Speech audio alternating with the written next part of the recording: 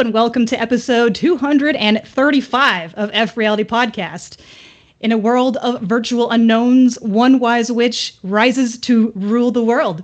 She can cast spells across Valve's kingdom, VR gaming, and MetaConnect, but not before braving fiery seas. That's right, batten down the hatches. Adventure awaits in the high seas of VR. Now full steam ahead on this episode of FReality podcast, helmed by your temporary captain, me. Brilliant.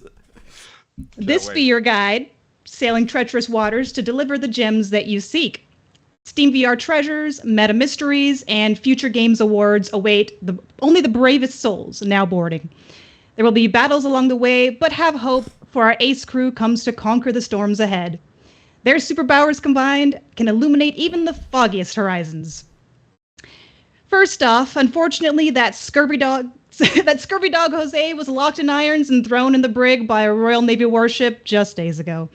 The Blackguards captured him on suspicion of piracy and hauled him off to be judged in Port Royal. So our swashbuckling shipmate, say that 10 times fast, Jose, won't be joining this voyage, though once he slips back his shackles, there'll be hell to pay for those Navy dogs.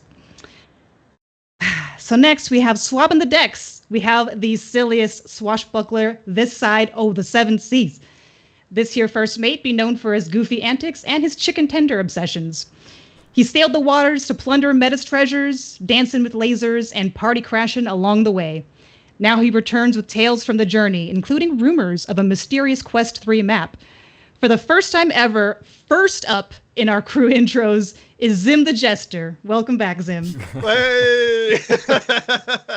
Oh man, it has been too long. I missed this podcast so dearly, and it's great. It's funny to be on the other side of it. It has been a long feckin' time since someone's done an intro for me. So thank you very much. I'm scared. We have to put you first. You're always last because exactly. That's you know. That's the thing. I'm scared for what you have planned for the show, Adam. I really do. I'm totally terrified. Should be. But before I start, oh my God, there's so much to unpack, and I know we've got pieces for that later. And some of you, the sharp-eyed of you, will look around me and behind me, and you'll be like, okay, I can see some things that we've got to talk about, and we'll do that a little bit later. But one thing I wanted to do for this podcast, which is a little bit different, and maybe I don't know, what do I do? What do I do to summarize the last couple of weeks? I wanted to start something that we've never done on this podcast, but Rowdy will know a few years ago, I thought, hey, wouldn't it be interesting, although we love human connection and the eye contact and all that, wouldn't it be interesting if we did a podcast completely in a headset? So I'm going to do that. I'm going to take this thing off the charger and... I'm guessing you can't hear us, but the whole time? Go the whole way. I mean, I thought of wearing an eye patch because of the pirate theme, but I was like, nah, that's silly. But then here you are just putting a whole headset on. Yeah, like an eye patch. How many fingers am I holding up, Sim? You're holding 3. So, but it's interesting because, covering chat and things like that this way, I just thought it would be an interesting little debacle here. So let's try this out. I am back from a whirlwind tour of a number of different things. So we also have to normalize this because when Apple Vision Pro launches next year, it's going to have to be normal looking at people with feckin' headsets on. And if this isn't weird, this is weird, right? I'm like Bane now. But I went to California. I went to a feck ton of parties. It was incredible. Really, really great time there. I won't pick any specific thing out, but it was great. Had dinner with the crew from Meta, got to meet our handlers in the Meta Connect program, sat poolside with Amber from Resolution, got to watch the keynote in VR, got to play around with MetaQuest 3. I mean, really, it's like a dream come true for somebody like me to be able to go and do that. Unfortunately, in the middle of all of that, my wife's mom passed away, so I had to hightail it again home back to Toronto. A couple of hours off the plane, got in the car, drove down to New Hampshire, but got to see the beauty of fall all the way down there. It's obviously a tough time. Right? It's really it's gorgeous. I think if this kind of thing is going to help you or hurt you, then having that around you is really an aid, and it has kind of helped us. But it's been ups and downs, lots of roller coaster rides from the highest to highs, the lowest to lows these last couple of weeks. And then just yesterday, my parents are visiting me here in around Toronto just over the last kind of 4 days. So I'm taking a couple hours out to kind of do the podcast. Thanks, Adam, for hosting in the middle of this. But we also had, I also wanted to kind of talk about, I suppose, the headset, the experiences, the fact that we've gotten hardware shipped to us, the Quest Pro that Meta had sent. So there's loads to talk about. We've been kind of trialing and testing all this stuff. So as you can imagine, I'm in like two minds this whole time. And like on one side, it's just like total chaos, and the other side is a different kind of total chaos. So I wanted to at least bring my kind of techie tester side to the podcast today and try something out that I've always dreamed of doing on this show, which is looking at you straight through a headset, which looks so fucking odd, I'm gonna be honest. My big nose sticking out the bottom. So there you go. That's me for this show. The highlight for me has probably been honestly just that nothing has gone Pete Tong on me, like with all the flights and everything back and forth. Like I'm just so glad that everything went well. We were able to attend the things we needed to attend. And I'm glad to even just to be here today, So thanks everybody for helping shore up the ship while I've been away. And chat, I look forward to your questions later on. It's going to be open AMA, so please get your questions ready. Nice. I have so many already, but I'm going to have to wait and hold off until later. But we'll try to keep track of any questions that might pop up in the meantime between now and then. But alrighty, this here salty dog be a veteran of FReality with a keen mind for science and technology. Some even whisper he may be part AI himself. He charts courses through cyber waters that leave other pirates lost at sea. For no knot of knowledge escapes his grasp. So lend an ear when this crewmate takes the helm, mateys, be it manning the scene changes or navigating uncharted ideas. Rowdy the Navigator will steer us safe. What news from the high seas, Rowdy? Oh man, I love this intro. Like I'm happy you made me a navigator instead of like swapping the decks like Sim. As the oldest member of FReality, at least I have like You're not a little old, bit you're of a veteran. Yeah, I mean I'm the oldest member. Like I think this is senior discount. Senior discounts, yeah, exactly. Yeah, maybe not an age, but like yeah. Anyway. And I do like it's actually funny that we have a little bit of a pirate theme because I've been lately really getting back into One Piece. We know that they came to Netflix. They did a series there, which I enjoyed. I thought it was okay-ish. It was fun. It was very kind of like reminiscing of the old days. I actually got into that quite late. I always love watching manga in general, so One Piece is definitely up on that list. And I started watching it, and I just like because a lot of people are like especially my wife as well. Like she thinks a lot of those things are for kids, but like a lot of the topics that they touch in these kind of episodes are not for kids at all, which I think is really interesting. I've been really enjoying like watching that again and watching. You alright, Sim? Too weird. Too weird. Look like a weird sci-fi alien. I need eye contact. Yeah. Like, okay. Look at me when I talk to you. Yeah. I was ballsy and I was trying it. Rowdy, is this a TV show? One Piece? Yes. Yeah. You don't know it at all? No, I've never. I watch very little TV actually. Yeah. So One Piece is indeed it's a TV show about a young boy basically called Luffy who starts his own pirate crew because he wants to become king of the pirates. And to become king of the pirates, you need to find the One Piece, which is a specific kind of treasure that was hidden away somewhere on the planet, on the seas, by the previous king of the pirates called Golden D. Rogers. I think Golden Roger. So yeah, he's been. I've been watching a lot of that lately. Mainly in the evenings just to relax because it's such a fun show to watch. It's like every episode is about 20-25 minutes, so it's like a perfect time for me to like. I don't have time anymore to watch like entire movies or like series that like end on a major cliffhanger and then I need to wait for like 7 months for it to like for there to be a next season. So like watching this has been really fun to watch, and they recently did, like I said, like they did a Netflix show, so I'm kind of happy to see a little bit more of attention going into that direction as well. So I wouldn't be too surprised if we will soon see a VR adaptation of that as well. Is that the live action one, or is it? Yeah. Okay. So it's the live action, because I don't know, live action anime is kind of can be hit or miss, and I've heard mixed things about this one, so I haven't watched it yet. It's definitely mixed. I think I enjoyed it when I watched it. I thought it was, but often like I kind of like these things because like you either don't have them or you have them. You know, like there's often not much in between. And I don't think they did a terrible job with like the casting and the characters, and you know, like they're sticking fairly true to the entire story as well. There are some modifications, and of course, since it's a series, it needs to move a little bit quicker because you don't have that much time for like filler episodes like they do in manga. But yeah, it's been enjoyable, and I've been mainly watching the series again. I'm even thinking about maybe getting the books as well because I kind of collect those as well. I kind of love that. So yeah, that's been on my mind besides all the virtual reality stuff. Your bookshelf isn't complete until you've got that spine of mangas like lined up, right? So I want that.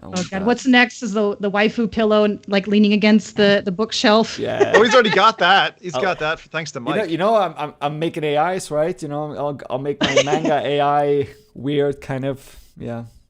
No like comments. A robot just sticks there with Chat GPT and weird stuff coming out of her when you ask her. Anyway, it's going on a weird tangent. As for ye scallywags in chat, any adventures, mysteries, or find treasure to report from the high seas, we'd love to hear tales of what foul tempests or fortune ye found lately. And thanks for joining our voyage today, whether by watching or just listening along.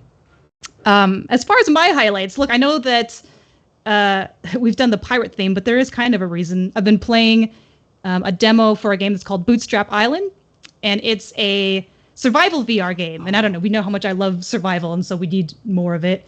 And it's hard. Well, just at least the demo anyway. So it's sort of one of those like evil Groundhog's Day where you're shipwrecked, you land on a beach, you have to. There's a lot of things that can kill you. I call them the 3Ds, right? It's like dogs can kill you, dehydration can kill you, darkness can kill you.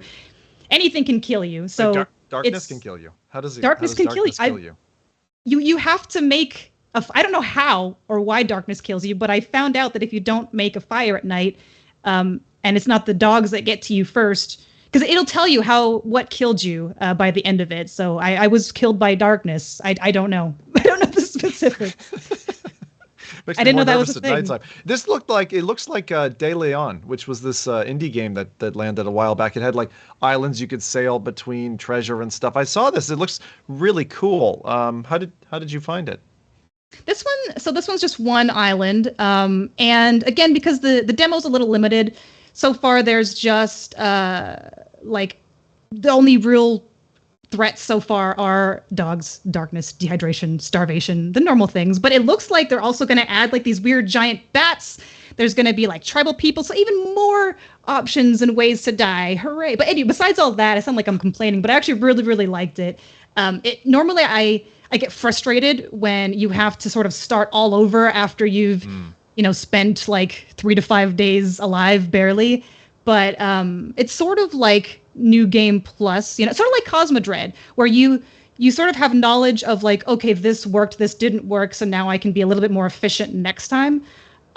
Except at least in the demo anyway, there wasn't anything that you could bring over from your previous playthroughs because you're a castaway. Yeah, so it's proper hardcore then.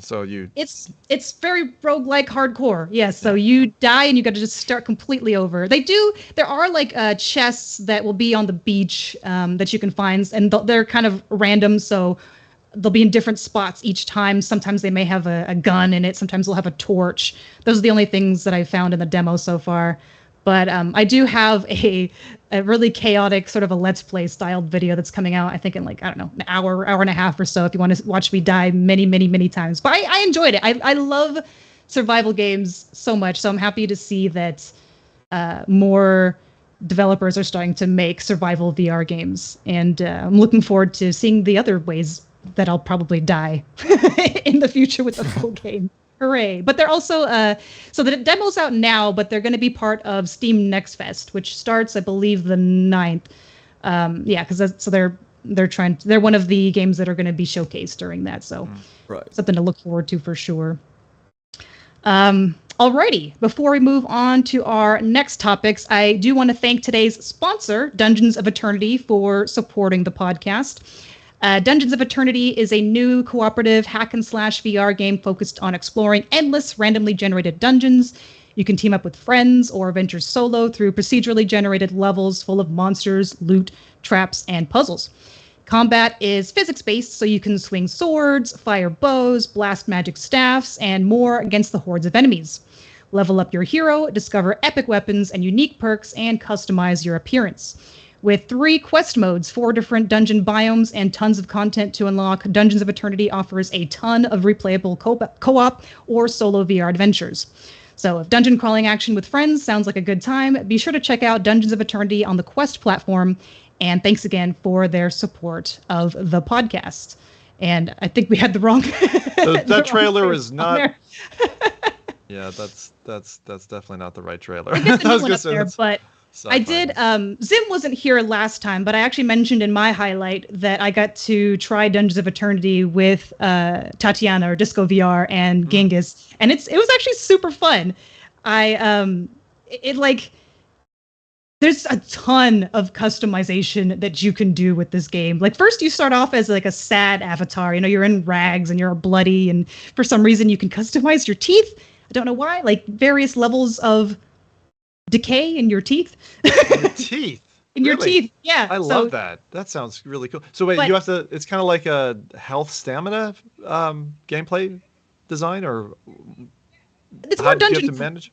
Like, it's more dungeon crawly. So there's like different game modes you can choose from. One's basically a horde style where you have to take the souls from different enemies as they die. There's another one that's just like you can go through and collect unlockables, but at the end there's a service drone and you've got to collect batteries that drop off enemies and you repair the drone. And then the other one is like you start off in a room that's has like a tower with crystals. You go into the adjacent room, find the crystals, place them, and then you have to like defend the tower. But with each one, you can unlock different things. So the more dungeon-y, the service drone one, that's where you can get a lot of the unlocks, cosmetic unlocks, new weapons and stuff. With the crystal mode, that's how you get exo points, which are more like stat boosting things. And then with Soul Harvest, the Horde mode, that's where you can unlock different types of potions and grenades and stuff. So there's a lot of combinations that you could do, and I really enjoyed it. It was fun, especially, and I love co-op, so I was very happy to. This was the launch trailer, by the way, for it. So it was launched 2 days ago. Is it maybe that it's been, because you're thinking it's the wrong trailer, that they? No, Dungeons of Eternity. Yeah, I think you were showing Rogue Ascent for some reason, if I'm not mistaken. Yeah, Rogue Ascent we had as a sponsor before, but so I think it may have just been a slip of the seam. But I was really glad that they reached out to sponsor, because this is one of the very few things that while I was busy with No Man's Sky last month, I caught this, and there's several other creators who kind of told me and gave me the nudge and said, you have to play Dungeons of Eternity because it's really, really cool. And so it's a 3-player, right, game? And, 3-man. Or you can, you don't have to play it co-op. Player. I just really like co-op, so I was super excited for it. But it does seem like, I can't confirm this or not, but it did seem like when I played it solo versus co-op, it was a little easier. So it kind of scales. I feel like it scales based on, the number of people that you have with you. But I found that still confused about the teeth, though, Adam. You need to help me understand. So do you mean the character's teeth degrade? You can change the way your teeth look. You can change teeth cosmetics. Yeah. Okay, so it's just a customization feature when you set up your character? Yeah, because you can do everything from different hair types, hair colors. It's just teeth. I've never seen teeth as a customization option. Actually, I think Starfield may have had that, but Dungeons of Eternity has like a crazy 10 different types of teeth that you could choose from. Wow, I thought it was just like white or yellow, but like you got me excited that there was like a mechanism in the game where your teeth would decay and somehow it would impact your ability, like maybe if you were going to eat an apple but you had really, really bad teeth, like maybe you couldn't get all the apple down, so instead of 10 health points you'd get 7. Something with the teeth health management to me just lit my gamer brain up. So but it's cool that it's a customization feature anyway. Can you guys see the trailer now? Because like I'm we got it now. Oh, okay. This is the right one. Yeah, it's the correct one. I don't know, some kind of weird blip. The teeth do actually show up though. So if you're drawing your bow, your character grimaces like that, and so you like other players can actually see the teeth. Really? And then also when in the loading screens, there's a random avatar, and it'll for some reason just pick random facial expressions of the avatar. So that one, the teeth. Other players can see the teeth if that makes you feel better. But I did see that we got a super chat from Vexner3. Really appreciate that. They have a question for Zim. Let me see if this is one. Do you want to answer this now, or do you want to wait till? Okay, go ahead. I think we'll probably hold it for later. And so there's certain things that I can answer, and there's certain things I can't answer for a couple of days left. So Vexner said, "Give it thought here, Zim. What do the Quest 3 graphics compare to as far as consoles go? N64, GameCube, Xbox 360, Xbox One, PS1, etc. How far is standalone behind modern consoles, and can AR truly immerse you, or is it a fun trick so far from what you've tried?" So some of that stuff I can answer, but I'll make a note of the question to the side, and I'll try to gather these like in a notepad file so that I can answer a bit later on. But Vex, just to give you a kind of an instant thought, I would say that the difference between modern day standalone, like take Quest at the moment, right? And I always think about the upgrade as double Quest, right? So like Quest in terms of its level of fidelity, like back when you had PS1 and it was all triangles and you looked at Lara Croft and you went, not there yet, honey. Triangular things. It was great, man. Back in the day, you're like, it's, they're trying hard. But it was, there was a generational leap at some point when it went from not enough to, this is good enough, like my gamer brain is happy. And I remember playing, Super Mario 64 and thinking, this is enough. This is enough now. Like I think NES and SNES and those consoles, sorry, that's probably so SNES and NES. Those were probably not enough in the graphic department for those of us who are really spatial and want our world to be changed. But you got to N64 and things started to look pretty decent. But then there were some games that weren't. So I think at the moment, just looking at Quest 2, and even out to kind of like Quest Pro, and now as we head towards Quest 3, and I can say this whole open-heartedly, right? I haven't demoed any new Quest 3 leveraging games. And I will answer this again later for people catching the podcast midway. But I think that the current level of fidelity is starting to get to be to the enough point for a lot of gamers, kind of like where modern graphics were in PC gaming at the beginning of the millennium. I would say kind of about 20 years back. That's kind of, I think, where we are with standalone VR at the minute. But very quickly, I think developers are going to get good at, with this current grade of hardware, delivering even more, right? And usually, like, again, 2 or 3 years into a console life, the kind of tricks with that fixed hardware platform that developers can concoct is amazing. Like, remember when Red Matter dropped first, and we were all like googly-eyed at like how you can even do that, like with that limited hardware. Yeah. It's pretty incredible. So I would just say you're gonna have to give it time, right? If you end up buying a Quest 3, for example, and it lands in your hands, like, the dev content that's there for you day one is going to be different than 2 years down the road. So hopefully that goes some way to answer your question. And then you asked about AR. I'm going to hold the AR question for later. So is AR a trick, or is it kind of worthwhile? But thank you very much for the donation. Yeah.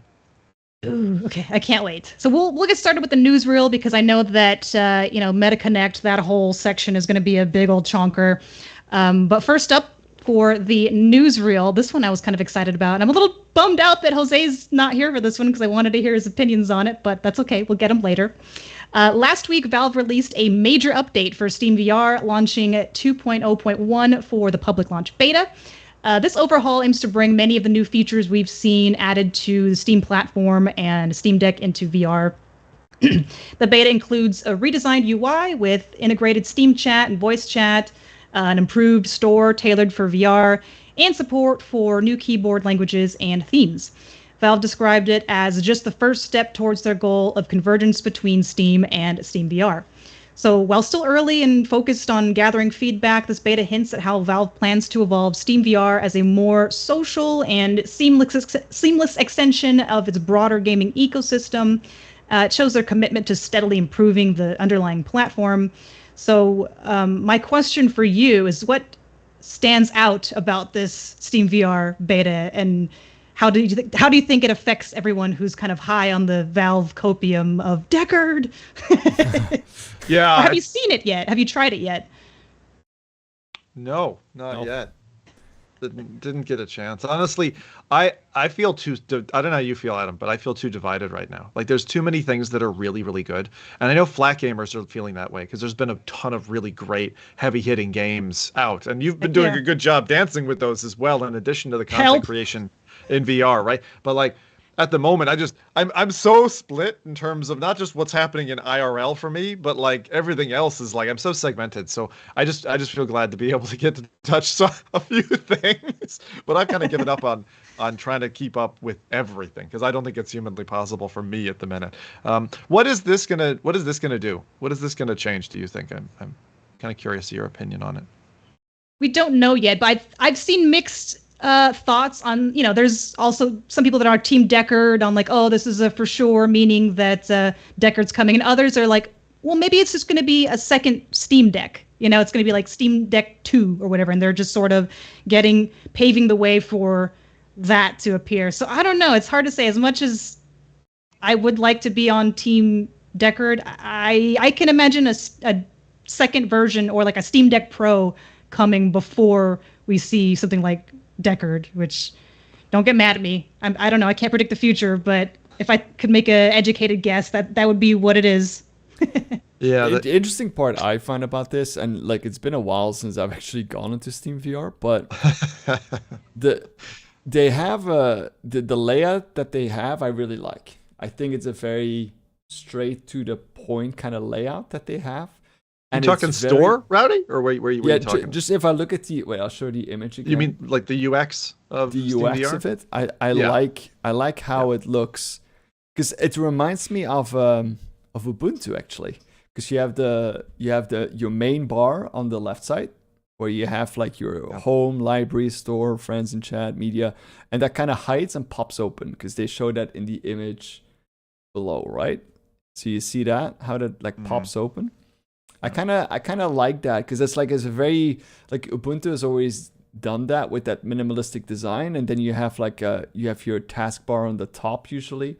For here, it seems like your taskbar is on the bottom, which makes sense as well because it's more like that VR kind of thing. But I do like that more minimalistic design than the busier interfaces that you have with Oculus.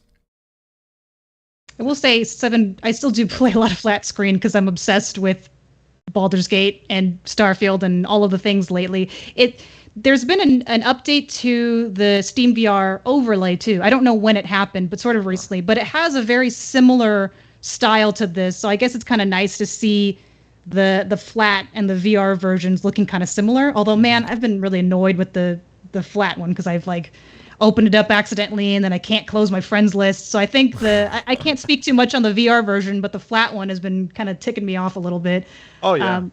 But yeah, the biggest thing that Valve did that I don't know why they keep going in the wrong direction with this. I remember a day because I basically maintained the relationship with my wife thanks to Skype back in the day because we were remote for 3 years, and the interface for that when Microsoft bought it, all of a sudden got super fat. Like, it would take up a huge amount of desktop space, and it was like, what are you doing, Microsoft? Stop backing up another project. Steam has started to do that. Like, the size of the window by default, the fact that they took away the small browser, it's always fighting me trying to take the full bloody screen. And I'm like, I just want you to sit inside, be a nice little military green, like just navigation menu of my favorite games. And that's it. And just stay put. Download stuff. Just stay put. It just doesn't. It doesn't these days. And it just makes me upset because it's like I want to have, just like back in the day, like with whatever it is, VLC or Winamp or something. I like having a small tool, a small powerful utility that can just sit there and do its goddamn job. That's right. That's also because they of course went to like more like the console industry, where they, now you could have Steam Yep. on your TV and you could like share Yeah. the Those are great. screen and those kind of things. And I think that's kind of like, you have then those two kind of markets that are coming together, kind of fighting each other of like, we need to make everything sleek and big. And how are you guys with Valve? Because like for me, Valve continues, and it's been this way the whole fucking way with Valve since I bought into Half-Life 1. Like, they're the biggest blue balls company to me, because it's like they fluff you right up, and you're like, hey, get excited, it's about to happen, and you're like, it's been like 7 years, dude. So come on, is this going down? So I don't know with Deckard, like, and I loved when Bradley covered all this stuff before. It was super exciting. Really rode the wave. I've kind of died off on it now to the point where I'm like, I just don't want to believe anymore. I don't want to believe. I just want to like. Just cry. I just want to cry. I like it. And like honestly, like I would up. love to work for a company like Valve as well. Like I think that's just smart, right? I think it's just such a great because they're doing so many different things, right? They do hardware, software, gaming, software packages. Like there's so much stuff that they're doing. Even story writing, like they're doing quite a bit of that as well. But like, I typically. Like I'm not too invested in all the the Valve behind the scenes kind of stuff, and I kind of just wait up until they actually come out with something, because I know that it'll probably be good and it'll probably be fun, and it's probably revolutionary to a point that it will either change things or it will just burn out and die. And that's the thing. Like, there's a little bit the thing with Valve. Like for example, when you came out with the Steam controller. That was nobody made a controller like that before. It was a mix of a mouse and it kind of died, right? Like nobody is still really talking about it. They discontinued Steam it. PCs, for example, they keep doing these big hardware plays. By the way, I bought it when it came out, and I loved it. It was the best controller I ever had, but a lot of people just couldn't work with it, which I understand. But like that's the thing with Valve a little bit. Like you either love their product, like sometimes you love one, sometimes you don't love one, or you hate it. And that's kind of like how it goes. And if everybody loves it, then it changes everything. That's kind of how they've been doing it. And they don't really care if their products fail or if their products. Oh yeah, I'm sure they care, but it's not. They will not stop making a product or going into a market just because they're such a big company. If they feel like the product might not be such a success. They deliver on dreams. That's the way I've always thought about it, Rowdy. Because like even Steam Deck, for example. I mean, that's transformational in terms of what it's done, and they brought it together in such a package that like that type. I know the type of device. I don't know what we call them. A portable PC that can game and it's integrated. But they existed before, but not in such a sleek design that really suited gamers. Was at an amazing price point, and they changed the market, right? And they've been doing that with each of their devices. So I really hope Deckard is not just, not just a pipe dream, but it is something that they're actually actively working on. Yeah, I'm gonna stay glass half empty for now. I'll see it, or I'll believe it when I see it. So they say. Yeah. But I can appreciate Valve because they don't need to. How do I word this in a way that makes sense? They don't need to try hard because they know that what they deliver is going to be quality and amazing. So. Compared to maybe other companies who need to convince you a little more, like, yeah, this will be great, we swear. They're just like, quietly working behind the scenes on whatever new next awesome thing, and then bam, it's there, and everyone's like, the news will speak for itself. They don't need marketing. That's what you mean. They just need. It makes me sad because I'm like, God, I would love to work marketing for Valve, so please hire me. I mean, but like still, it kind of speaks for themselves. If you look at the Half-Life Alyx trailer that they did, that's still probably the best trailer I've ever seen for a VR game. I agree. I agree. That is an incredible trailer. The way they dropped it, it's so cinematic. It reminds me when I first saw the Left 4 Dead 1 trailer, and I was like, you just answered like 80 questions about your game in the trailer, and it was still entertaining, and it had me like by the seat of my pants throughout. And it's the same thing with the Half-Life Alyx trailer. Man, the lighting in that, just, it's such an exciting, like, you feel like you're there. And that's the whole point. A lot of people kind of come into Half-Life and Valve and all this now, and they're like, well, why was Half-Life 1 exciting? It's because you were the action hero in a movie. And that movie was bloody, I mean, you're like taking this trolley down and inserting it, and a laser beam goes off, and then worlds rip apart. It's like, that's awesome. And now it just looks incredible. It's so good. Again, delivering on dreams. Love Valve. I really do hope that they do deliver at some point on this. Yeah. Be good. one day. I love one Valve year. if they deliver. Anyway, moving on to sort of a more polarizing topic. Well, I guess Valve can be pretty polarizing. But the annual VR awards are coming up once again, and they have released their finalists. So I won't go over every category because there's a lot of them, and honestly, you could probably check all of them out on your own. But the two main categories that I wanted this podcast to take guesses on were, first of all, VR hardware of the year, in which we have the Haptic Vest Skinetic, the Haptic Glove Maestro EP, Cyberynth VidMill, which is a VR treadmill, the Vive XR Elite, MetaQuest Pro, Pico 4, Somnium VR1, and the PSVR 2. So before I move on to the VR Game Awards finalists, I'm curious to hear your thoughts on who you think will win. Did It's you kind of say gets to scroll down Cyberynth? further. Yeah. What? Yeah. The VidMill. I think that's how you pronounce it. I had never heard of it before, but it's a VR treadmill. But didn't It they looks get like. sued? say that again. Didn't they get I sued? thought my computer crashed. Yeah. No. He blipped. He blipped. I I got thought they scared. got sued. I don't know. What have you heard? Like, because Uh, I mean, if it's the same company, right? If it's Cyberith, the one who went to Kickstarter originally with their treadmills, you had the Virtuix Omni, right? And then you had the Yep. counterpart, which was the Cyberith treadmill, which was coming from, I think, a university student who started that company.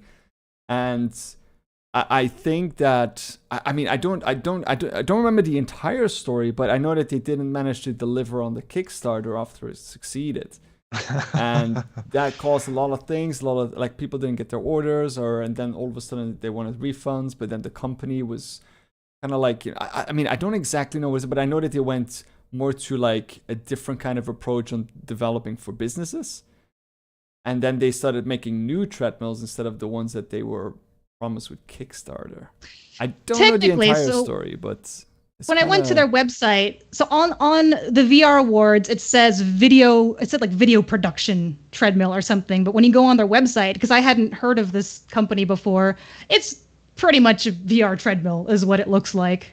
So I don't know if it's just a name change or what. Go ahead. I'm imagining a bunch of cinematographers just jogging with all their equipment, just like this in VR, like really losing reds and all other kinds of shooting equipment. But I was curious. So what was the category for all of this? Because these things do not seem like one another, honestly. Like with the Somnium and with the HTC, like they don't seem like they should be in the same category. What was that again? VR hardware of the year, just very blanket. Hardware of the VR year. hardware. So even though some of them aren't released yet, they're throwing things in because someone said in chat, I don't think the Somnium is out yet. They've like been teasing it and they've been like showing it on people's heads, but I don't think anyone has one. Look, man, outside I'm the not a company. judge on this. This was the finalist chosen. This is whack, is what I'm saying. But anyway, my answer: PSVR 2, absolutely, without a doubt, across the board, for me is the win. Absolutely, love that headset. My favorite headset at the moment. Yeah, no, That's- I'm not joking. Suze. I actually looked up the Kickstarter that they originally launched. Like, I'm just gonna share it real quick, and Yes. there are like, can I sue when Kickstarter fails to deliver? And then because this is the owner of the company. So and this person, I mean, I don't know what is true of this, but like, there's a lot of things on here. There's a Discord channel that is planning to start a class action against Cyberith. wow. So How did they make it on this list? Or scammers, like there's not a lot, and this is only from like 6 months ago. This is 4 years without an update, new records. Join us on Discord. So there is a lot of like, and this is for Unhappiness. this is the company, right? Cyberith Virtualizer. It's so funny. You're gonna kick off a class action lawsuit here, Rowdy. Kicking off litigation. Welcome to the VR litigation podcast. But yeah, you're right. I mean, that sounds. This is what I'm saying. This is one dodgy ass award show. I don't know. All right, so that's the first one. Rowdy, you gotta make a pick. You gotta make a pick. So we gotta. Yeah, keep the train rolling. can I, Yeah. Pick so one. it was the class action lawsuits versus What like you had haptic gloves? What were the options? Haptic Skinetic was a haptic vest. Maestro EP, which is a haptic glove by Contact CI. The Vive XR Elite, MetaQuest Pro, Pico 4, Somnium VR1, and PSVR 2. Okay, so the haptics I'm not gonna pick because I feel like we're not quite there yet for it to be hardware of the year. I see what you did there. I feel. I see. Yeah, I feel like we're not really there yet. Stupid. For me, it really goes between the headsets. I think so it's the Vive, the PSVR, or the MetaQuest. Was it MetaQuest Pro, or the only Pro? MetaQuest only Pro, not the 3. Isn't even in there. Right. It's whack. So yeah. So and it's the category is hardware. VR hardware of the year, just very generic. Yeah. Hardware of the year. I mean, I think I would go for the MetaQuest Pro then, not because it's the best device or the one that I would like the most, but I feel like that's probably the one that has pushed the boundary in terms of hardware the most. Compared to the PSVR 2, compared to the Vive XR, I feel like compared to the Pico. I think that is probably not the one that I would recommend to pretty much anyone, but if you really want the bleeding edge of like someone like Jose, he can have that headset and he can have a lot of fun with that. Anyone else? No, probably not. Yeah. Or businesses, businesses. And what did you pick, Adam, out of that list? I'm curious. Well, I've got to guess what you're picking. We'll see if it's right. I have a me guess, and then I have a judge's guess, because it's not our votes that matter for hardware of the year, or actually any of them. VR game of the year is a little bit of public influence, but for this one, my personal pick, the only one that I really have the most experience with, honestly, is PSVR 2. So I feel like that's what I would pick. But what I think they might pick, because I feel like the judges all probably have one, and the people who have this headset really seem to like it, I think it's going to be MetaQuest Pro.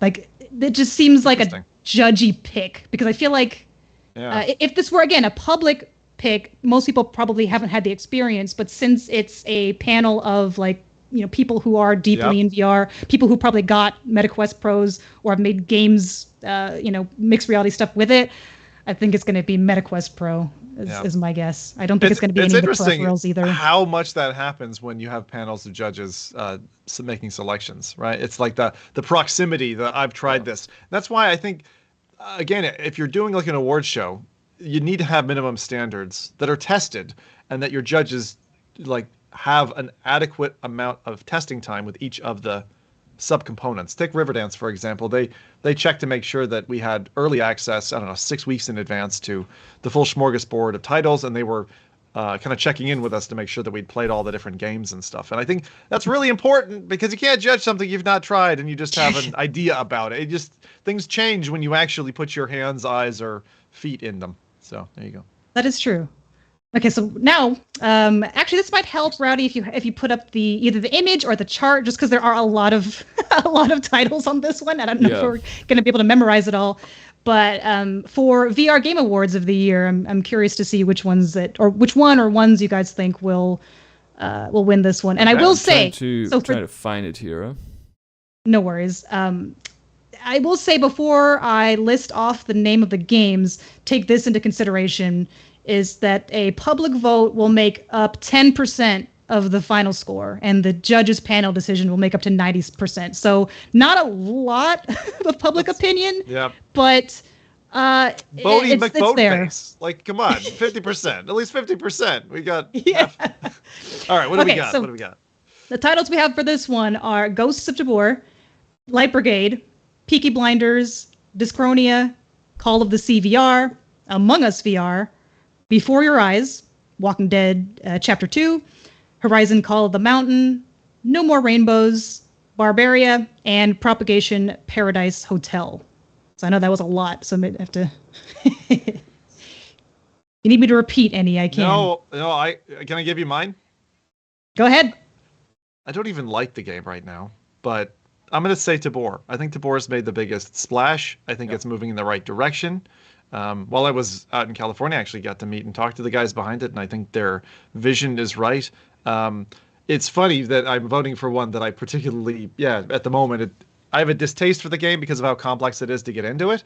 But man, that game has delivered something like Breachers did, for example, in the FPS genre that was needed, heavily wanted, and now people are living their best lives in that game, like who enjoy the flat equivalents, you know? So Tabor for me is the pick out of that litter. And I still wonder, there's a couple of games, and I hate to come down on them, but like Call of the Sea, why is Dyschronia in there? Why is Call of the Sea? Those games just, they're not Peaky good Blinders. enough.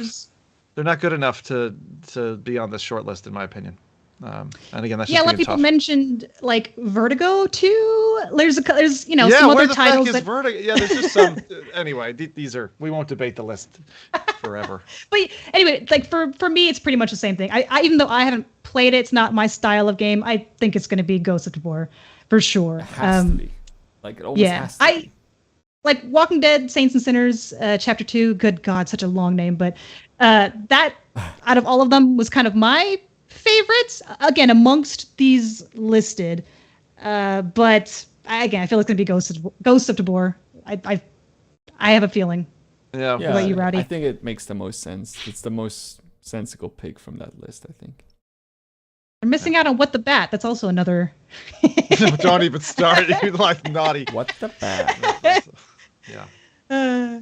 Well, so since this is my show, damn it, and I love games, we're going to be doing a smattering of, let's say, hot, cold, and lukewarm gaming news. The first one I'm going to start off with is Behemoth. So this is the game that we saw a cinematic trailer from, I don't know, it seems like a while ago now, and then it sort of disappeared off the face of the earth for a little bit. We've been wondering what happened with it. It's received a slight name change and a release window shift.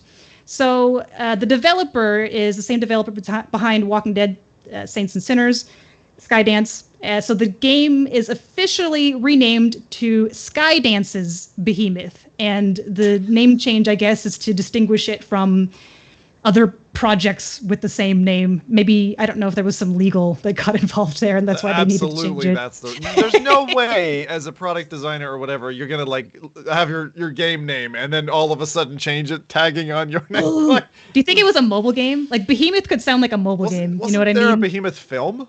That's the. Oh, I just wonder because it depends. IP is complicated waters, and someone can even have a name, trademarked, and they're like, sorry, can't use it, and they're like, shit. The developer again? Skydance Interactive. So now it's Skydance's Behemoth, not just Behemoth. That's fine. You know why that's fine? Because on paper it looks stupid, but on a box or on a thumbnail or something, Skydance will be small. tiny. Yeah, it's a tiny little thing, and like it just won't matter. So Behemoth is still a great name for that game, and it gives me such anticipation.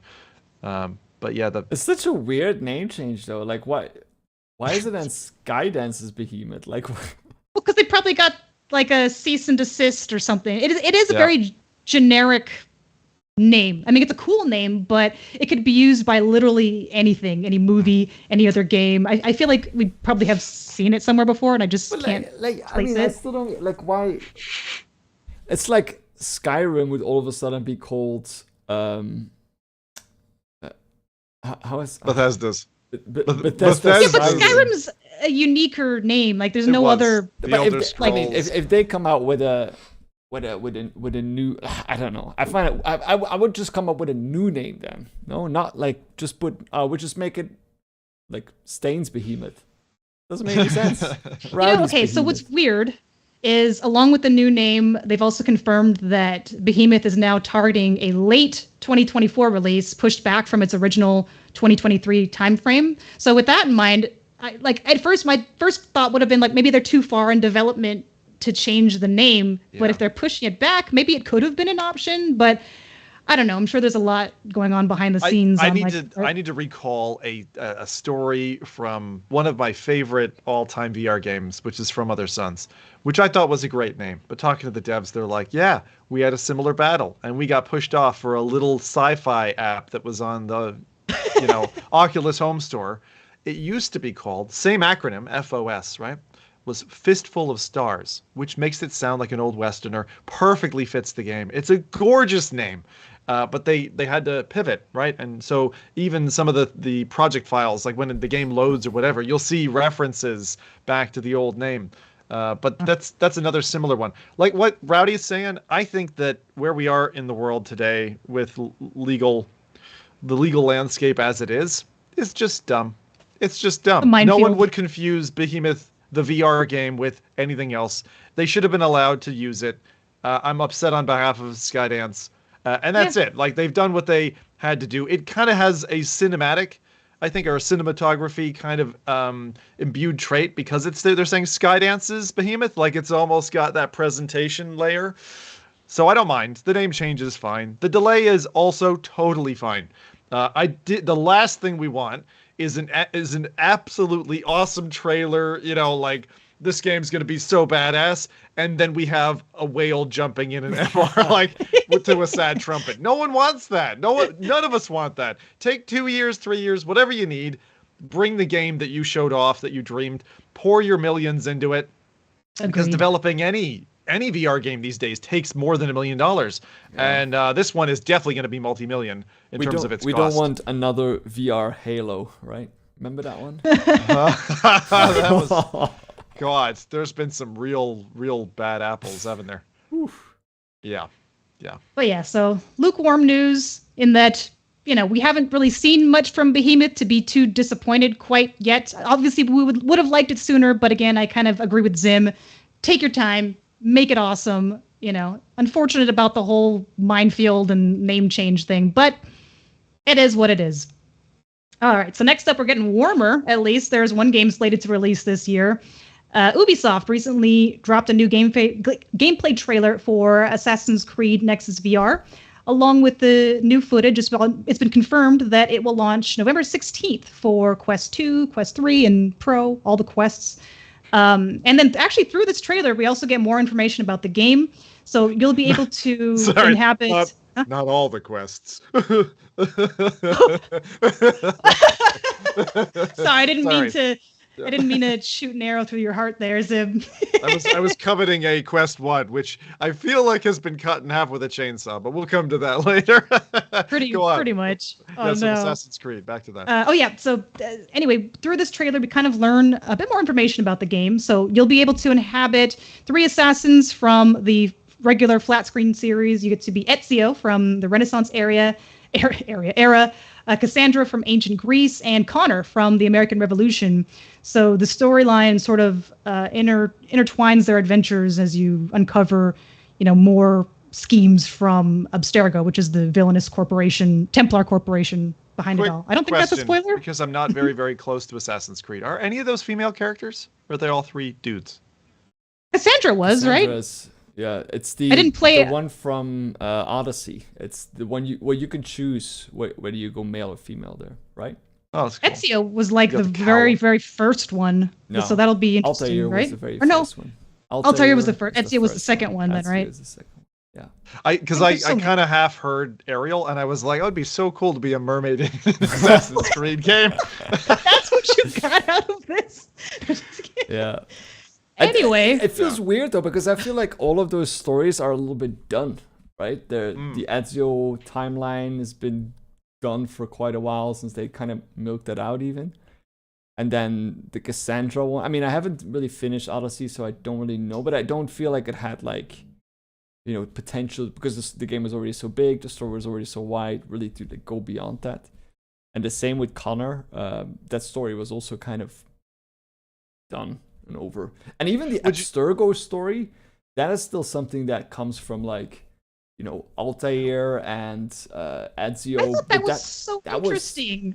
But that was I really liked that. Done and dusted. That story is finalized, I think.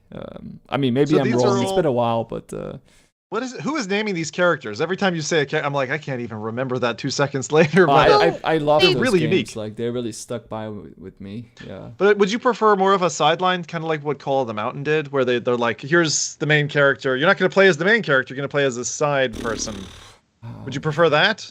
Because I don't know. I just like for me that feels again as if like VR would not be able to stand on its own, that you need to have these kind of like things in order to where you recognize. Well, I would rather have like they do with every other Assassin's Creed game or every other series of Assassin's Creed games, where you have a new storyline.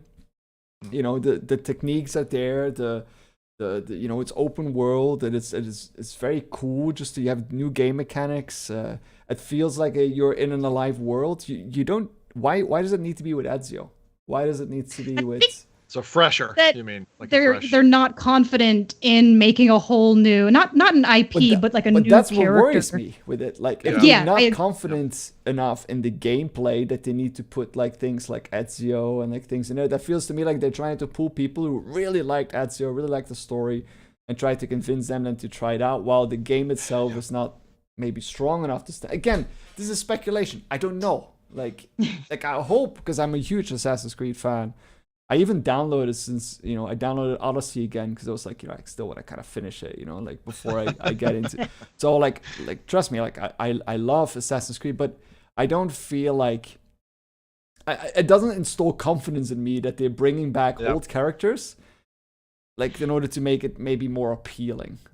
Find that a little bit of weird kind of thing. Yeah. I'm really curious how it's going to play out in first person, honestly, because I'm not an Assassin's Creed dude. Maybe this could convert me, but I'm really glad the project is alive. Like, we have 3 or 4 projects. GTA. Like, there's just so many big heavy hitters that limped for 3-4 years and then died. And this is like, we have to kind of celebrate. Hey, we're getting an Assassin's Creed VR game. So great. I remember when we got Doom VFR and people were like, yeah, it's Doom. And then they're like, oh, it's only like a small bit and it's not the same thing. And it's all limited and it's teleport locomotion. And, people were like not happy with the product in that way. But I think every one of these tends to be a success because they've actually, they've taken the first step, right?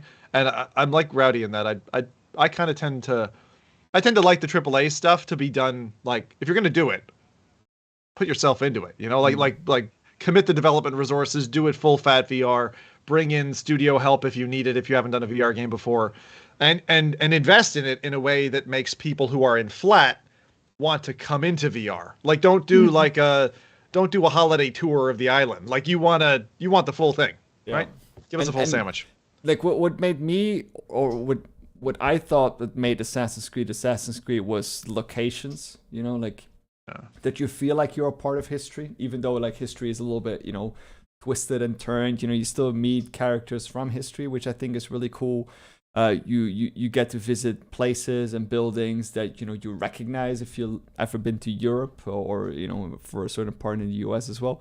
So those kind of things that always made me really interested in Assassin's Creed. And I feel now with like having 3 different characters that you're playing as, like 3 locations too. Yeah, 3 different locations. How much, like, I would prefer it again to be just like one location, and then you get more freedom to explore. If you can explore, like, if all those 3 regions are huge and you can explore it, then great, that's fun. But if it's gonna be like more like, now you go here and now you go there, and it doesn't feel as open and wide as Assassin's Creed is supposed to be, at least. I think the only game that was the most close one was probably the first one, which was with Altair, which was definitely more. I mean, it's still a great story, still a great game. Probably my favorite one that I played back then because it was the original one. But I feel like we've gone past that now. Like they can't bring out something that is as linear as that now for an Assassin's Creed game. Yeah. Yeah, I would have really liked. I mean, I don't know how it's going to work, but I feel like because I only played maybe like the first 3 Assassin's Creed, and this was like many, many years ago. What made them special to me was getting to see both sides, like the, when you're going into the machine, the historical side, but also the other side where you're in this clean, sterile environment. I don't think they'll have that, like transitions between the actual person and who they're inhibiting. In the recent Assassin's Creed games, that wasn't really a thing anymore either. Like, yeah, but that's why I said it's the Abstergo storyline. Like, that's kind of like, that was done. That was finalized. There is no story there anymore. I mean, I don't want to spoil the ending, but like, it's kind of done. Like, unless they go back 50 years in time and all of a sudden, I don't know. It just feels weird. Yeah. Yeah. Who knows? We'll see. But now, when we have the warm and lukewarm, I've got to also balance it out with some cold news. So, some disappointing information Uh-oh. has come to light. Yep, regarding VR support in Project Wingman Frontline 59 on the PlayStation. So, I guess with this one, despite initial impressions from its Gamescom showing, only 6 new missions actually support PSVR 2. The full original campaign is playable only on flat screen with no option VR. So I'm assuming like the cinema mode. So this is a pretty stark contrast to the PC version, which features full VR gameplay. So I feel like it's understandable that PSVR 2 owners familiar with the original series, kind of expected VR to VR. So. Yep. And Sony's marketing also sort of implied that there'd be, look, we've got PSVR 2 support. Right. So there's a lot of pissed off people about this. It's understandably. I don't know if you remember that, Sim, but when we had a guest on, but I forgot who it was to talk about. Was it Denny? You have to give me the context first. We were talking about guests. PSVR 2, and that I think it was me or you who mentioned that we were a little bit scared of that hybrid model. You definitely talked about hybrid a lot, about that being a potential problem. And I feel that has come a little bit true, where you see a lot of those we have VR here in this game, but it's like this it's like a mission in VR, or it's like this short experience in VR, and I just don't like that. I don't either. It's fun gimmicky. To that's what it is. It's fun to show someone. If you want to show what VR looks like, then perfect. You have that. This is how it could look, But, do you remember? Sorry, go on. No, that was it. I was going to say, do you remember that? And I forget, Chico in The Last Guardian, I think it was on PSVR. There was a beautiful demonstration. And all it was we could go and make this project. And it was a fun, short, maybe 40-minute demo where you fall in love with this large griffin. I don't know, or whatever that creature is called. Oh. Chico, right? And I wanted to play that. Oh, it was so good. It was so good. At the time, my daughter was like, I love this animal. I love this animal. And she really got attached to it. And then that was it. There was this short little bit, and it was supposed to be like a demo that originally I think was showcasing inside within Sony in the development cycle. And then they never took it forward. And that is where I think those small experiences, the bite-sized stuff, need to stop. In other words, it's okay to develop that little side shoot, that Tomb Raider 10 minutes running around a mansion with Tomb Raider that we had a few years ago, but don't have it part of your game. Don't sell it like a game. If you want to do a demo, do it for free, like a showcase. Show what's possible. More to show investors and game players and see, is there enough interest to fund and deliver a full fat project. I think it is damaging. We used to use that term, poisoning the well, right? Yeah. I think it is damaging to have half a toe in when both feet need to be forward. It's not enough. And Wingman was originally a Kickstarter. I covered it in releases years ago on the podcast, had a really early eye on it, was super enthused about it because I love the dogfighting stuff. I think that's really, really cool. Looked really legit. I tried it in VR early on, in the rain coming on the glass and streaking back in the cockpit as you're racing, into a canyon or whatever, dogfighting. All that was great, really cool. And then they did the VR implementation, and it was a huge disappointment. And then they didn't fix it. And now they're implementing the same kind of thing in a smaller form on different platforms. I don't want to say a cash grab, right? But it is, I think the developer is being overzealous and needs to go back, focus group around the game, fix the stuff that's not right, and then release it in the same way that, let's say, Squadrons released, and it blew our socks off because it was this is on point with the IP. The game plays expertly. You can do multiplayer, right? And then it's anyone who wants to live in a Star Wars universe knows Squadrons is incredible. Yeah. Wingman should be that for a Top Guns fan, for example. They should be able to fall into it. And even if it was short, even if it was not many missions, it should be incredible. It needs polish. And that's I was super glad to hear it was coming to PSVR 2. Except for now I'm hearing, the quality and the content side are both curtailed. it's just too early. They should not have pulled the trigger on it. Shouldn't. Yeah, it's weird, and then they made it worse. I feel like in this release. So that's, I don't know. I just hope that maybe not only this company but other future companies who are potentially thinking of like, oh, let's add on a couple of VR, sprinklings in it, but it's mostly going to be a flat screen game, that they don't just pick one, or completely pick both. Don't just, like you said, dip a toe in and then decide, we're going to draw the line here but not here. It's just it's weird. And then how do you? I mean, marketing for it was also not great, but I don't necessarily fault the marketers, because they want to make sales, and it's like, there is VR, which is exciting, but we can't tell people that it's not all. I don't know, and it's a weird. Not everything. I'm not envious of the marketing team that had to try to go through that one. That would suck. The other part is just about funding, right? I mean, it's still incredibly difficult to have a VR studio that makes it to profitability. I feel like if you break even, like you've won the lottery. Even then, most, like a vast majority in these last 10 years of VR studios have gone for it, right? Invested, and then not gotten the sales, not gotten the return on investment, and had to switch. I'm going to switch to mobile. I'm going to switch to flat, right? We've seen it. Like a lot of companies have gone bust, and even big companies like Valve, we were talking about earlier, who try to deliver on a dream, right? One or two bad dreams go poorly.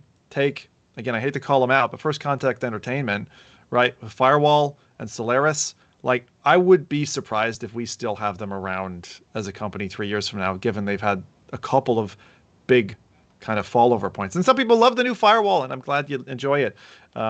But you can't trip up very much in VR and still stay alive as a company and pay salaries. So unfortunately, we're in this conundrum where artists, the developers, the product managers, the dev team, the marketers, right? You kind of get one shot or two shots. And if you don't hit gold, this is a gold rush. It's a gold rush of spatial computing. I've got a little Jose on my shoulder here saying, go for gold, go for gold. It's worth it, because this is your chance. Now is the time to try, because you won't get this opportunity again, right? People will establish, they'll set up shop, they'll have these massive, worlds that people have come to love over the next 10, 12, 20 years. And they'll be established like veterans who were just sitting there and they just own that space. And actually, that's why Facebook jumped in early, right? They jumped in early because they're like, we can own that piece, and they're doing a good job of it. But now's it. Like, if you're going to take that risk, don't take that risk 30 years from now. Take the risk now. Eat the ramen now, and put your whole heart into it. Trust yourself as an artist or a team. Like, just throw yourself at it. That's the only way to do it. Only way to live. Yep. So I guess unless there were any other thoughts behind that, before we jump into the whole probably giant Quest 3 MetaConnect AMA, I did want to do a little segue. There was a video released after MetaConnect. It's basically a new demonstration of Meta's work on their next generation photorealistic avatars. And we saw a little bit of this, I think, last Connect? But recently, Zukerberg conducted a virtual interview with podcaster Lex Friedman, with both of them wearing Quest Pro headsets, rendering human. Oh, no. I didn't see that part, but that'd be interesting. They were wrestling buddies. That's the reference, in case anyone doesn't know. I think I heard that off somewhere. But anyway. Yeah, they're both wearing Quest Pro headsets, rendering human-like avatars powered by Meta's Kodak's Avatars Research Project.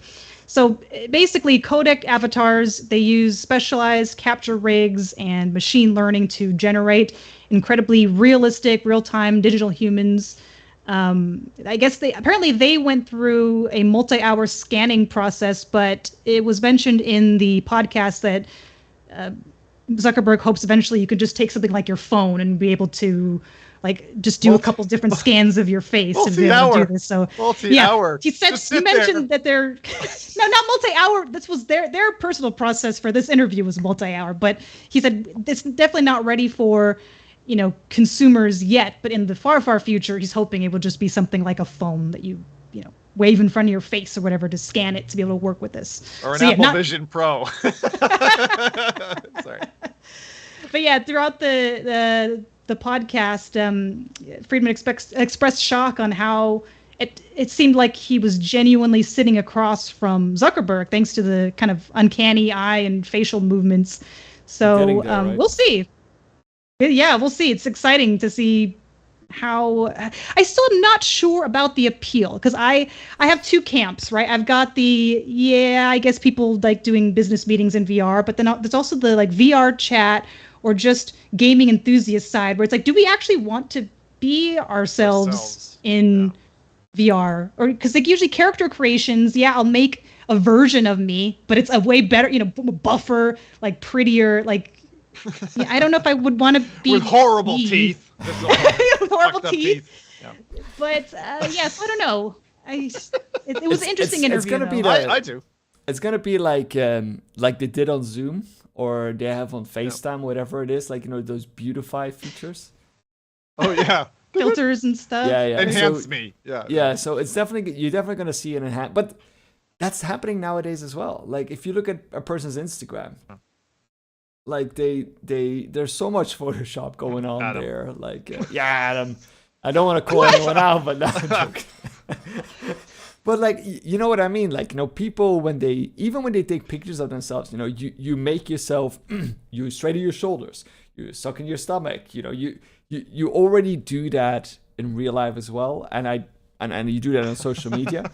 So I don't think that will be different really when you go to the virtual world. I think you will have like you have those kind of things happening there too. Maybe some people of course take it to the extreme where they will all of a sudden look as handsome as whoever it is that comes to mind right now, but like I don't see that as per se a bad thing. I do think that there's definitely applications for this, especially with like the work from home, or like we're trying to do cross collaborations across different continents. Research projects, having a physical presence, even though it's not physical, could be interesting. Just having that kind of presence. Yeah, I guess like if you're comparing these Kodak avatars to like Horizon Worlds avatars, then yes, there is a slight significant difference, just maybe a little bit. But I think that all of them have their application. I think that if you go into more of like a gaming kind of thing, then you have people, you give them more freedom into like how they want to represent themselves. But if it's more for like business, then maybe it's something more like, you do a scan and you get like some beautify features or whatever it is. And that's kind of it. I think that we probably go in that direction. And then you have a ton of filters that you can put on. Yeah, it'll just be Zoom, but then, next level. Yeah. I personally, when it comes to, I don't know, gray hair, wrinkles, all that kind of stuff, like, I do want to be me in a virtual environment, really? as closely as I can. Awesome. Yeah, I don't want to be a dragon, or like if I can be me in the virtual space, I will be. Honestly, this is just something that I've always been that way. Like I don't want to, and it's one of the reasons that like in games, for example, take a DayZ example. People will trust you if they can see your eyes and not a Quest 3 on your head. Like they will trust you if you're looking at them with your eyes and not through sunglasses or whatever. There's just something human about that connection. So I find that really important. And also, ever since putting my face on YouTube, I don't know, fucking 17 years ago or whenever it was, long time. Since that moment, it's like it's kind of nice to have your face out there to some extent, because again, there's a human element to it where people can kind of level with you. And look at you, and even if you minify it down to the single serving friendship of like a plane journey, where the person next to you talk to them, you share a story, and you're like, made a buddy for the trip, and then you never see each other again. Even if it's just that, I think there's value in it. So for me, when it comes to the virtual world or worlds out there, I'd love it if I could walk up and someone could see my equivalent of this podcast face. I think we're still heavy journey away. Oh yeah. The Uncanny Valley feels still very distant to me, even with these. But the technology that they got to get to this point, to have this podcast between them, is really interesting to me. It would be cool to do that one day. You probably know this, I might have said this on the podcast before, but I like the fact that we're, 4 human faces on a podcast and that we're not avatars. I think it'll be quite a while before you see an FReality, faux avatar podcast. Actually, I gotta no, I'm joking. For me personally, I think we're past the uncanny valley. I think what I really do. I really do think that we're past the uncanny valley, because the uncanny valley is where you go like, ugh, like that. Ugh, that doesn't look right. I don't have that feeling anymore when I see these kind of photorealistic avatars moving and speaking. Are we, is it on par with like realistic? No, that's gonna take a very long time, because there's again that that 80-20 rule. You the closer you get to that maximized, like realistic thing, the slower progression that you're gonna see. So I think that currently we're past that uncanny valley, and it's gonna take a long time to perfect it.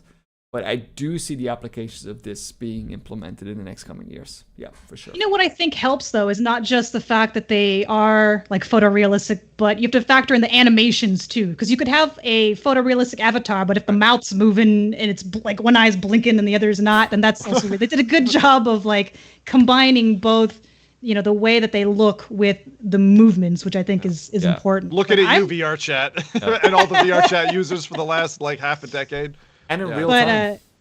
The one thing I will say, though, that's super handy in having a virtual avatar is that you can change outfits at the click of a button. Like, that's really cool that you can just be like, boom, I've got, my formal attire. Boom, I'm in casual.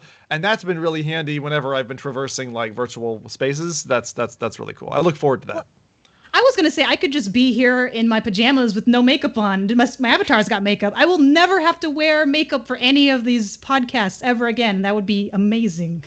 It'd save me so much time in the morning. But what I kind of worry about, and this is why I still think that we might be off a little ways from regular, consumer consumption, is hair. Like, if you notice, both these guys have short, typical, to the skull dude hair, but for people who have longer hair, like, how is that gonna hair can go so wrong with these kinds of things. So I'll be curious to see how they're gonna get over that hurdle, because that's important to me. I don't want to my face looked great, but then I got weird pixelated half hair bald patch on the side. Like hair I think hair is going to be easier. I think hair is going to be easier because it's physics engine. You don't need to do that much of prediction, because you can base it, like, you can literally like put like a pot of hair on there and then have a physics engine, react to like whatever movements are being made by the head. But I think the harder part is doing the for example, the motion of the mouth and, the where the eyes are looking and that kind of stuff, because all of that needs to be tracked with hair. What you can do is you can do a physics engine, I think, to more or less like simulate how the hair would look like. My brain is so caught on what Adam said about the whole makeup thing, because for years I've thought that a really important advent that's about to come, a turning point, really, in driving around in traffic and motorways and all that, is there's no need for physical infrastructure with signaling and all that. Okay, forget autonomy and self-driving cars, but like traffic lights shouldn't need to hang over the road, right? You should just be able to have a HUD in whatever your windscreen or in the glasses you're seeing. But when it comes to makeup, like, my God, you could have, different faces, different presentation layer for, like, Adam can have a different face that she wants to put on for her significant other versus, a business person versus something else. You can actually have total outfits that are completely different, and you can present yourself in a different way to different people. Kind of like, we in the 90s customized with, ringtones of Angry Frog or whatever that was called. Oh yeah. Ding. Yeah, let's not get the podcast struck. It was Crazy Frog, by the way, not angry. Crazy. I knew what you meant. But yeah, it's totally really interesting to see. And again, if they can figure out the hair, like, besides the physics, I also don't want it. I guess my worry is it looking sticky.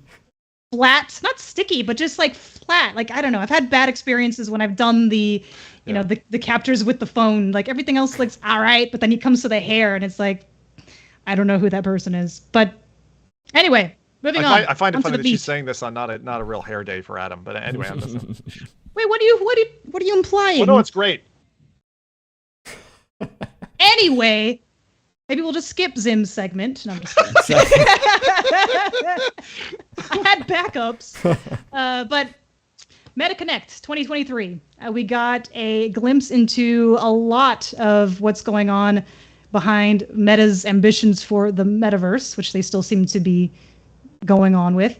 There were a ton of exciting reveals that I would love to recap on and get your thoughts on, especially Zims, who, even though you weren't at the show itself, I believe, but you still got to try a lot of stuff, which I don't know, besides the Quest, maybe other stuff. But I'll let you take it over because I have many, many questions while you're talking, and I'm sure. All right. Well, we already have a pool of questions. I've got kind of 7 or 8 here. If you have a question related to anything MetaConnect related that I did get a hands-on with or spoke to creators on site about, I'll be happy to answer. There are a few things I'm still under gag order. And again, someone asked this earlier. Is the embargo date under embargo? Typically, yes, embargo dates are under embargo, so I don't think I can tell you. But you're not going to be waiting long. I do have... Is it tomorrow? Hardware here. Just stop, buddy. Where's the ejector seat button? I've started to do that with my kids. So let's just do a recap of I was planning to go to California to go out there and just have a chill time with everybody was flying out and like just go to the evening parties and stuff like that. For example, Resolution Games put on a great like gathering for everybody. So I got to meet all kinds of people I hadn't met before. Jay Dunn we saw in chat, him and his wife Joy.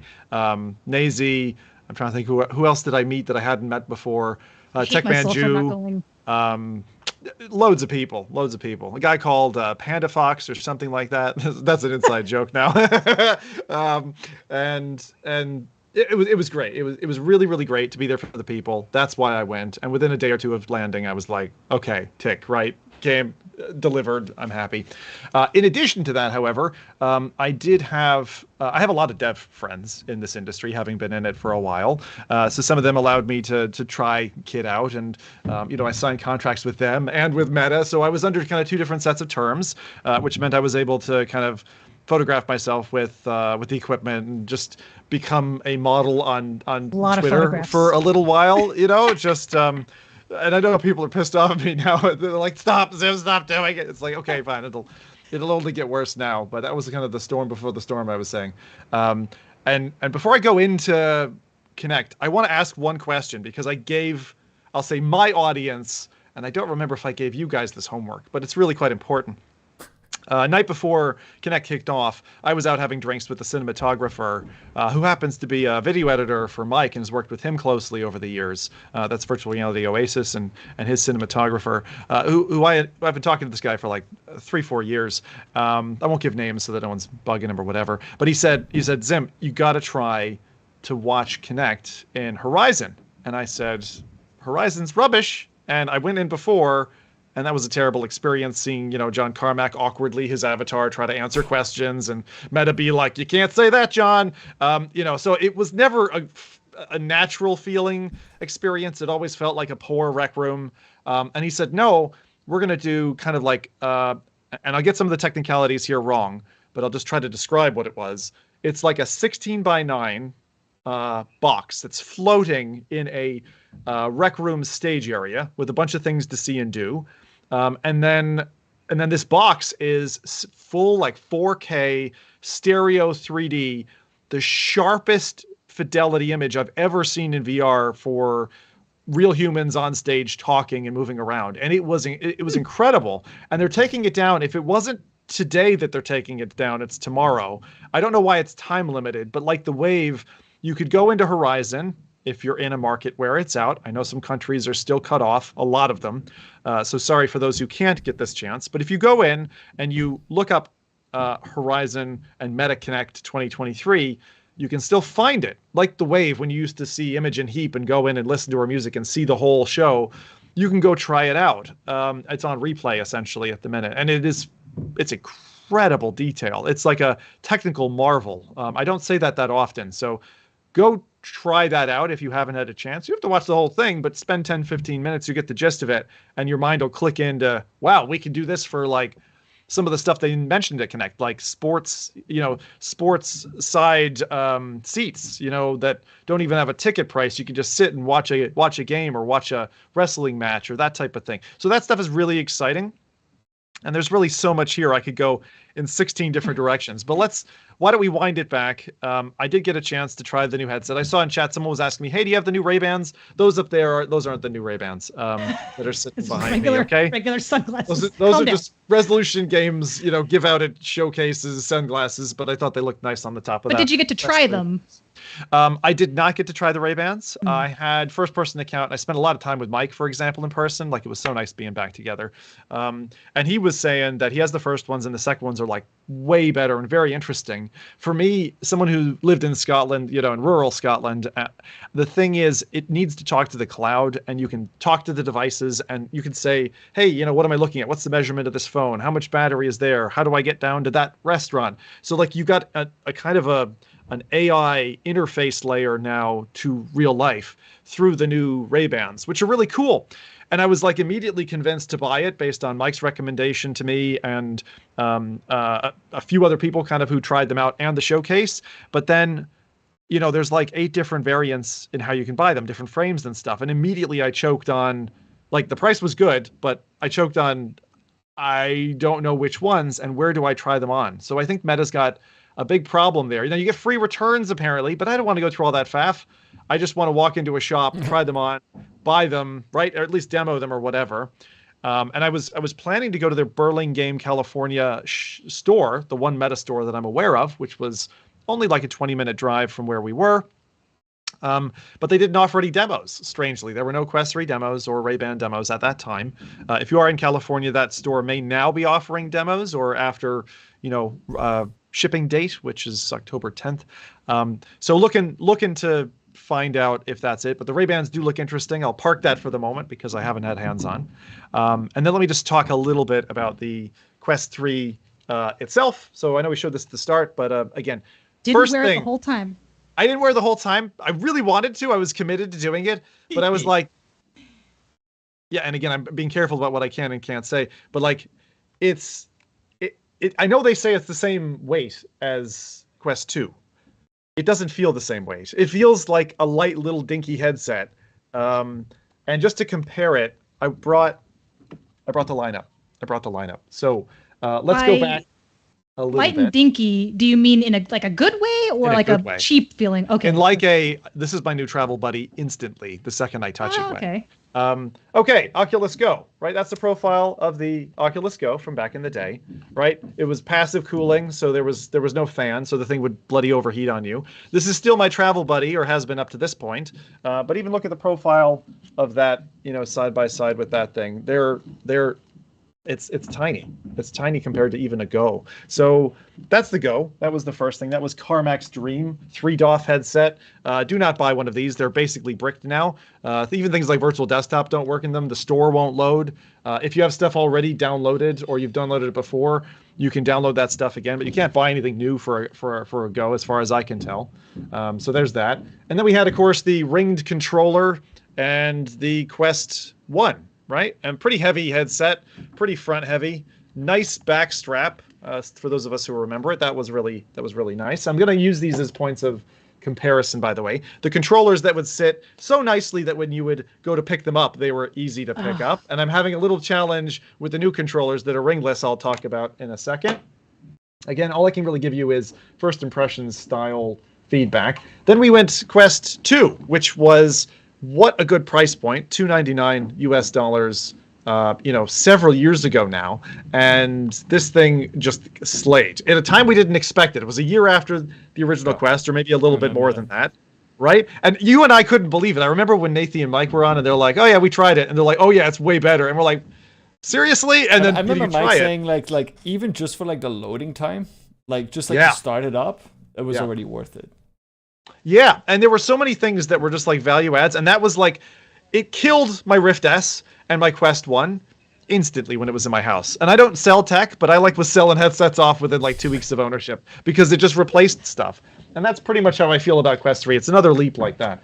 But then recently, thank you Meta for sending me this, okay, then I got the Pro. So that's right. The Pro is new to me in my household, and this is now $1,000 headset. So if you want to buy it, right, it's $1,000. So it's double the price. You can get 2 Quest 3s or 1 Quest Pro. Really cool. The charging dock is lovely. The way that the controllers magnetically snap in is great. These controllers are over-engineered and do take a little bit of extra time when you're using them to kind of register sometimes. But I feel like a lot of the bugs are out of the system, which is great. It's a great time for me to get into it. And I did try working in the headset as well. So I worked, I forget what I was doing, like typing up notes and a few other things. But I worked in it for an hour.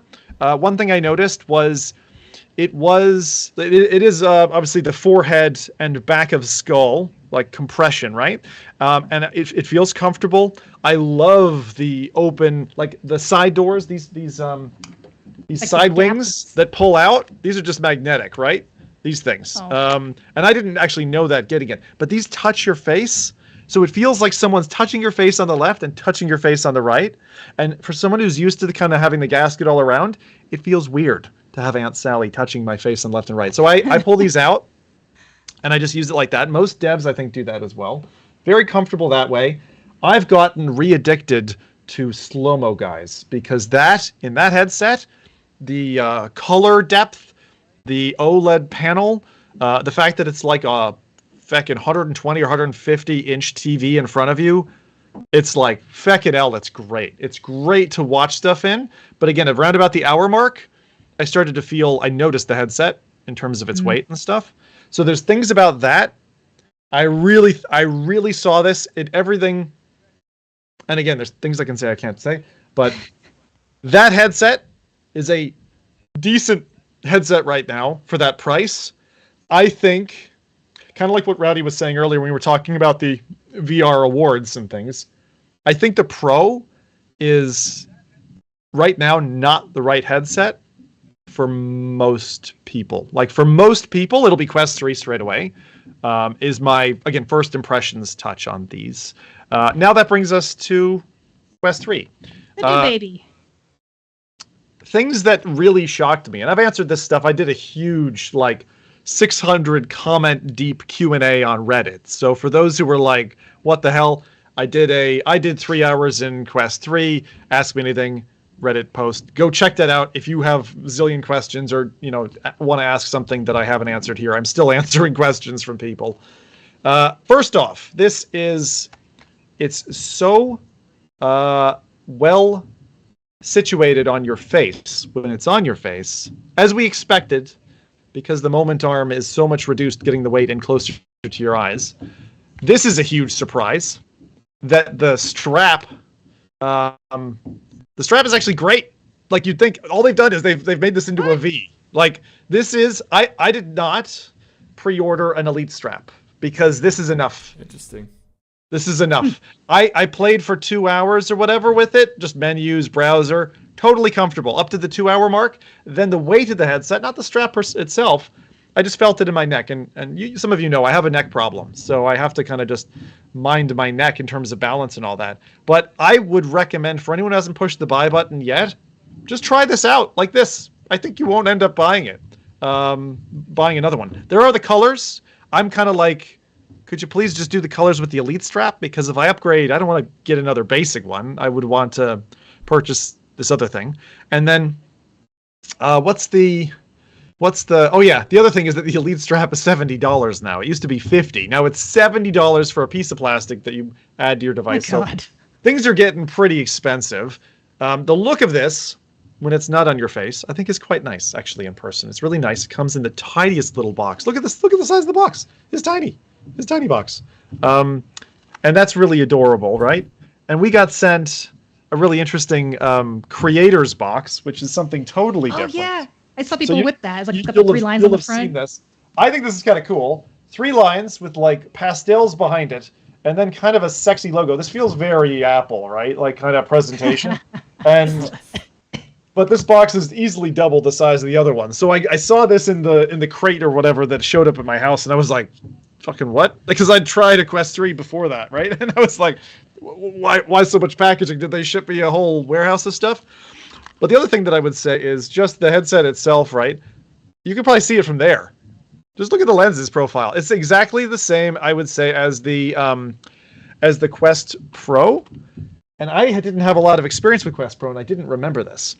But the clarity of those lenses right? You can see those are slightly smaller in terms of the size, but they are like, there's no lens reflections, there's no concentric rings, there's no God rays, nothing. It's just a beautiful lens. I see nothing. And the feature that really surprised me about this glasses wearers is there's a 4-notch little adjuster in here. I'll see if I can get the lighting in on it. No, it's going to be difficult. But basically, this headset, when I first touched it, I was like, it's a little shaky. Why is it shaky? And the reason is this lens spacer allows you to back it off. This full piece like slides out, right? So the actual facial interface now is a kind of a complicated unit, and it comes back to your face. And I've tried it with glasses in and all stuff. It's great. It's great. That's such a smart design. I didn't think that was coming. So the head strap, fantastic. What else is amazing about the device? The feckin' audio. The audio on these sidebars. Compared to Quest 2, then, since it's I didn't have a Pro. Compared to Quest 2, is you can put it painfully loud. This goes beyond my. I am a guy who likes to listen to Doom music at like what I'll consider full volume, and I'm like, if I'm going to lose my hearing, I'm losing it to some awesome music, right? And so I'll crank stuff up. But this goes definitely well beyond the Europeans' permission for volume pressure, for sound pressure. I was surprised how loud this is. So if you like your Beat Saber and you're in a noisy environment, man, you're going to hear it because it's probably double the volume that I can comfortably listen at. Okay, I was going to ask that too because that's a problem I had with the Quest. Is like not that I don't mind people in my house hearing what I'm doing, but is it about the same where people could definitely hear outside, or has that gotten better, or? You could definitely hear this outside. It's also clearer. I don't know what they did, but I think it's the slightly larger drivers in the headband because they're slightly fatter at the sides. So the music is both clearer. Again, I'm an audiophile. Listen to high-end headphones. Here's a pair of Sennheiser HD600s with an amp attached. I know what good audio sounds like. I wouldn't see a need for using on-ear headphones with that headset. And again, I'll go into more of this in some kind of a review video or a long-form stream. I am planning to stream all day long when the embargo lifts. So if you happen to catch me then and there, happy to demo and trial all this kind of stuff then. But yeah, I've talked a lot because I'm very excited for this headset. I'll say this, right? My review is very, very simple. Very, very simple. Sorry, not review. I should say my initial impressions of the device when I first tried it were it's kind of an instant buy. A lot of people are going to look at it and go, it was $300 for Quest 2. Now this is $500 for the base model. Is it really worth it? The Quest 2, if you think of that value proposition at $300 and you add $200 for the Quest 3, it delivers that extra $200 worth of upgrade. So if you don't have the money for it and you go buy a Quest 2, no problem. You'll have a good time in VR. But I really think that as an entry point, that really makes sense for the price. And the way I view it is it's probably a $600 headset in today's market being sold for $500, and they just couldn't get away with dropping it any less. The only thing that maybe is an omission that I wish it had, we talked about this before when we knew about the tech specs, it should have eye tracking, right? I guess for that price they couldn't do it, but it should have eye tracking because that helps a standalone headset to perform. And again, I can't talk at all about how it performs other than kind of the menu and stuff, but it's zippy. It's like it feels like 120 hertz phone screen. You know how it's like really fluid if you use a high resolution refresh rate? Like that's what this is. I've got so much more to say. We need to spin to questions though before. So let me take questions from you guys. I've got some from the audience. I'll flip more in, but just hammer me. Give me questions you've got on Quest 3. I don't know what you can answer, but so you mentioned at the beginning you were trying to get it working. You were able to see your desktop and stuff through the Quest. Is it confirmed that as a virtual desktop? Or are you using some kind of internal MetaQuest casting solution to see? How are you connecting to PC? If you can say. I didn't say I was connecting to a PC. And so you're just in the dark. No. Remember, it's a pass-through headset, right? Oh, okay. So you're probably using like an in-browser. So you can actually read text through it. It's got full color pass-through. right? And this is no secret, so I'm not really revealing anything there. But even with pass-through, like I found that like it still can be hard to read text, so that's that clear on the Quest 3 that you could read like text fine on your monitor. I've said this again from my initial impressions that I gave on Reddit. This is the first headset I've ever been able to answer and respond to a text on my phone with no problem. You do get one thing that happens is you're looking at your phone screen and it looks like it's warbling or like the algorithm in 5G. the headset is trying to understand in a stereo form what that device, how it should be represented. Remember when we first got mono pass-through on Quest, was it Quest 2 or Quest 1? Quest 1. And like you'd try to put a drink on a desk or something and you totally miss it because you didn't have stereo, you just had mono. And so people were bumping into stuff. And so they added at the time logic in the headset that would warp things. And everything looked very like fisheye fishbowl for a while and then warpy. That warpy kind of things are melting around me like a Salvador Dali painting effect hasn't gone away. And if you bring something close to your face, it does that quite dramatically. But you can read the text. It's clear. I do wear glasses, right? But I'm using this without glasses or whatever. My prescription is very, very faint. But being able to just simply answer a text message or check Discord or whatever and respond back without moving the headset is great. And so, yeah, it's legible pass-through. I would also say that the full color pass-through, your first impression of full color pass-through will be, it's a bit noisier or grainier than I thought it would be. In other words, that grain is still there. It's still not the same resolution as like what the headset can deliver in the virtual space. So the virtual objects, the AR objects are all super sharp. And I saw this question a bit earlier, so I'll just go ahead and answer it now. My favorite View headset before was HP Reverb G2 because that headset gave you feckin' magic powers. Like it was eagle vision. I went into Skyrim, I saw textures I'd never seen before, and I was like, bloody hell, this is good. This is on that level. And I can say this because I can't talk about game testing or whatever, but I will be trying Skyrim in that, and I will see. I don't have a G2 with me, but I remember what that did to me. I expect, based on what I've seen so far, is this headset is going to be absolutely fantastic for PC VR, is my expectation. And again, I haven't tried that yet, so I can say that openly, because of how fine the resolution is. In headset, the resolution is incredible. I mean, I was slack-jawed when I saw it. I was like, really? I was like, really? Like, it's that good. So, yeah. I don't think they need to go any better. Can you say anything about battery life? Like, do you have a... Yeah, sure. Battery life, I mean, I played with one for 3 hours, and I think I needed to charge it at around like the 2-hour 45 mark or something like that. It varies. So, it's meant to vary between about 215 or 220 and 3 hours based on use, and I was using it for a whole bunch of different things. So do you think, because if it's so clear, you have full color pass-through, I'm sure that something, either virtual desktop will come on there or will already work on there, or they come with their own solution. Yeah. Do you think that we're at a point that it can replace the screen? So that you have a keyboard in front of you? Yeah. And you put up a screen in front of you? You work? So I will answer that. In front of you. I can answer that indirectly, okay? You can by interpolation guess my answer. I worked for an hour in Quest Pro with its resolution, which is less than Quest 3. If this wasn't for, I'll call it the weight, and I've ordered one of those straps, by the way, that go around here, just to hold it up a little bit better. I worked completely comfortably for an hour. It's just battery life. And battery life, again, why is Quest Pro not the best working headset? Remember my little in and out with Boz? Yeah. These only last a certain amount of time. Yeah. They do have a lovely dock, and they set them down. And these were supposed to last like 8 hours. I haven't been able to test them for 8 hours a full working day. But the only thing that really limited me, was the headset battery life. So if you were tethered, fine.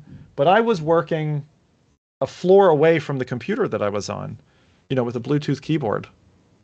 totally fine, totally workable. I was doing file transfers. I think 2 hours on, even if you push it a bit further, 2 hours 45. I think that's probably like a target for me, like for me to like use it as a screen, because after 2 hours you likely take a break anyway, or you can, I'm sure you can like hook it up to a power bank or something like that to like push it up a little bit longer. Right. But yeah, you haven't given me an answer. I'll just say yes. It's really simple. Do I think that this could be so is it good enough to replace a screen in terms of its fidelity? Yes. Virtual desktop, Gigodan responded to me, by the way, and that's what I used over here is I find virtual desktop in Pro to be really great. I haven't tried it in Quest 3 yet. But are we past that point? Yeah, we're past that point. This is it. We're there. The only concern that I have about working like a full day in VR with Quest 3, and again, based on my early impressions with the device, are because I haven't run that test. I haven't done the 8 to 10 hour test. My work days are usually 10 towards 11 hours. Is just probably the battery life of the headset. So I'd have to sit tethered, which wouldn't be a problem. I'd be at a desk. I will try this. The other one is because I work for a big corporate, my concern is security, right? So I don't, although I can work like on podcast stuff or anything VR related or my email or whatever, I'm happy to work in a headset for that. I'm not doing that for 10 hours. If I'm doing my day job, I'm very unlikely to do that through a Meta headset at this point. I know they've talked about Azure and several other protocols that relate to this, but at the moment I wouldn't feel right in what I do. Do I think Adam or you could pick one up and work all day in it with charging it periodically or whatever? Then yeah. One of the things that's really, really neat about these is they are definitely lighter than their compadre, the Pro. You can see the Pro is like slightly bigger because they got to house the compute units, the cameras and all that. These are magic. Remember I said I was really worried about these being interpretive? I can, and I did this in the menu system and stuff because I was like, okay, you got hand tracking. The hand tracking is brilliant. I can literally do this, right? Here's the controller, and I can put my palm like this, right, to the headset, and it doesn't lose tracking ever in what I've tested so far. I can't believe it can do that. I don't know how it's doing that. It must be the gyros inside, plus the AI, plus some of the dots that it gets to see. But I mean, behind the head and along the side, every so often I'll get a blip if I've really taken it away for a long time. But that's magical. I didn't expect those to be that responsive. I do want to bump up a question because we got another super chat from Sherzad. I'm so bad with names. I'm so sorry if I butcher everyone's names all the time. But so basically, color pass-through between Quest Pro and Quest 3. Would you say Quest Pro better? Quest 3? Are there differences? Yes.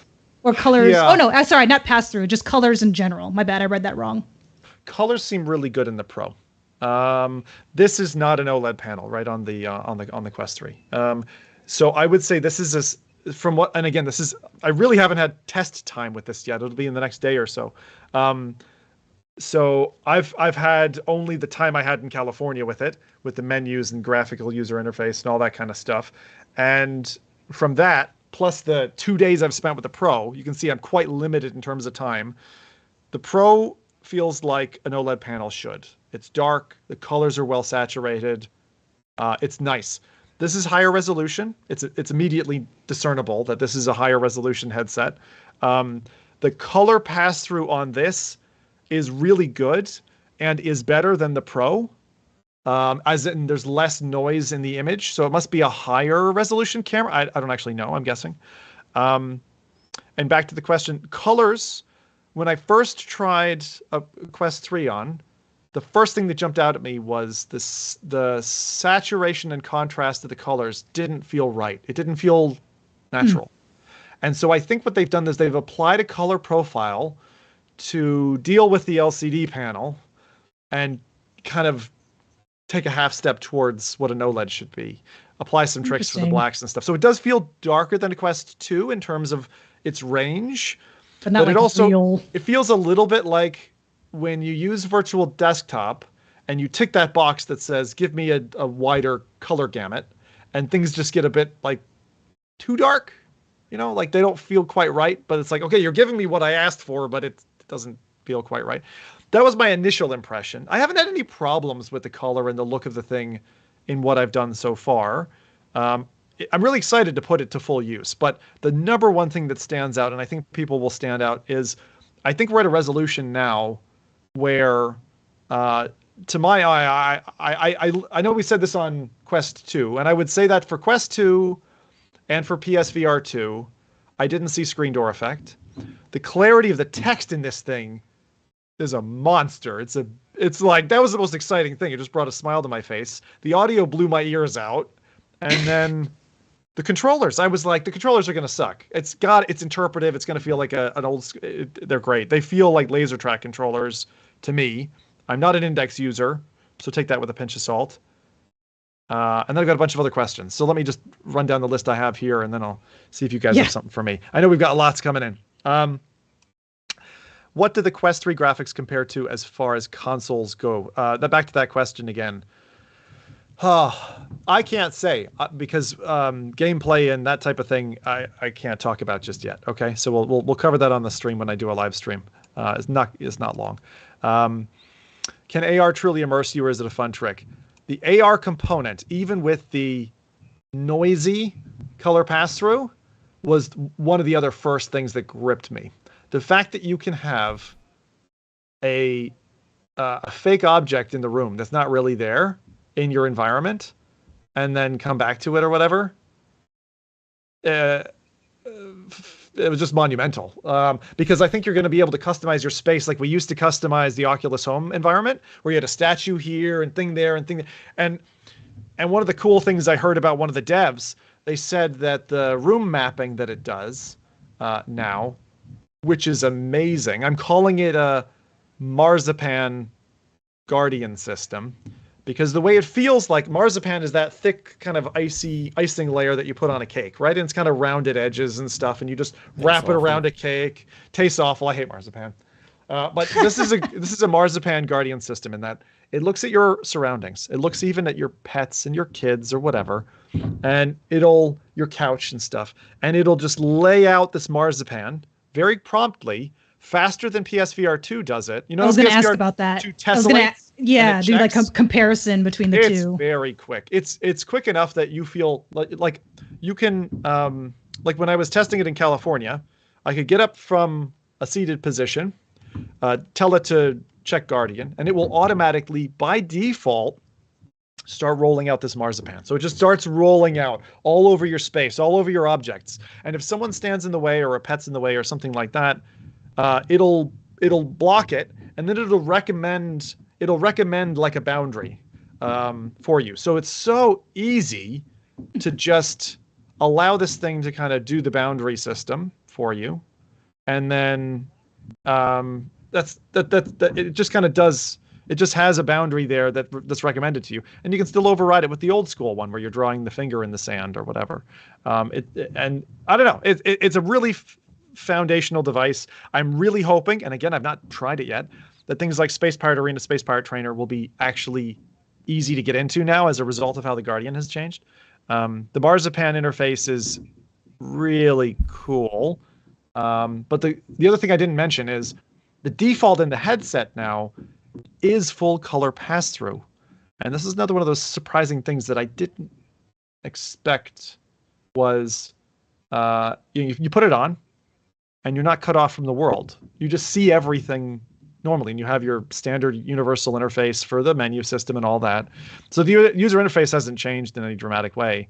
But the ability that the fact that you're not cut off makes it really feel like being able to see through the edges of this. But even that's a little awkward because you're looking at your feet or whatever. And if you're using the full pass through, then it's an option you can switch it on. But this thing is that by default.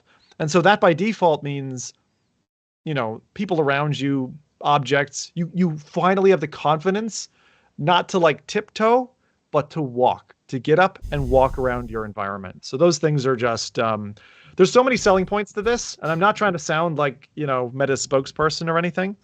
And it is fair for me to disclaim, right? They sent me a headset. They did not fly me to California. I went out there and as I said, I worked with some dev friends to try out the device. And so I'm talking from that experience more than this. This, honestly, I only just shot my unboxing yesterday, and that'll hit YouTube at some point. But actually getting time to like test games, apps, and things is still on my menu, including PCVR. People have been asking me, what's PCVR like? Because I want to go into Skyrim. I want to go check out stuff. There were some questions, like that. Like, have you tried it with racing sims? But I don't think you've had the time to. It's really just touch about on that time. with PC, Again, right? just as a reminder for people who are just hopping in. I mean, I've just come back from international travel to California, then a funeral that I had to jet off to in New Hampshire. So I've been flying around the country. No, play it now. A family, a wife who's grieving, obviously, because her mom passed away.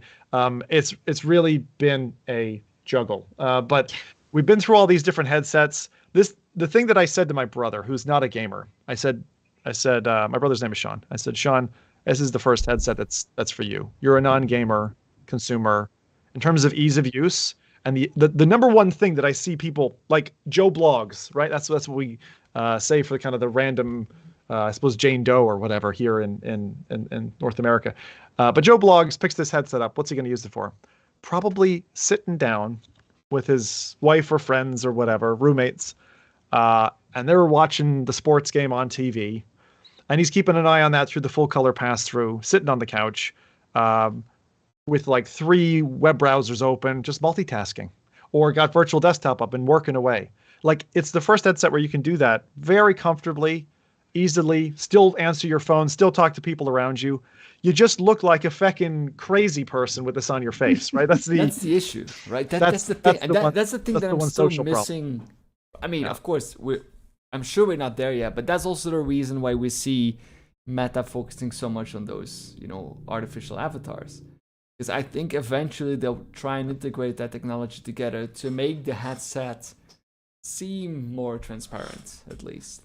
Kind of like I agree. Apple I saw a Vision? mock-up by Marcus Kane, the guy who does all those cool mock-ups, and he had it with a fully blacked out screen panel, but with like eyes, like digital eyes behind it. So if you were able to see through, then they would just basically be stealing what obviously Apple have just engineered, but that could work, right? Yeah. So thinking of already ahead to a Quest 4 and what that would be, eye tracking with that, so it's in the headset. Yeah. One thing about Pro I love is the Pro prompts you if you're not perfectly in the headset. It's like, oh, hey, you want to, and it kind of gives it as an option. It says, hey, do you want to adjust your vision? And then it'll say, move it down slightly. And when you get it right, it's like done. And you just click done and you're perfect.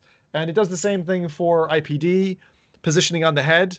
And that's really nice. But this thing, you can throw this on with these lenses and be like an inch off and it's still crystal clear. There's no sweet spot.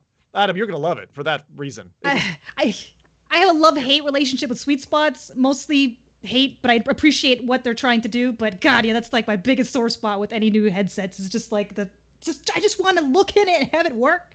Maybe adjust the IPD, fine, but thank God. Oh, I'm really relieved to hear that. And word on the street, and again, this is nothing that's like under embargo or whatever. I've heard very good things about Samba de Amigo, the shaking maracas game. I've heard the Stranger Things is kind of startling. That's the one where things are coming at you through the wall.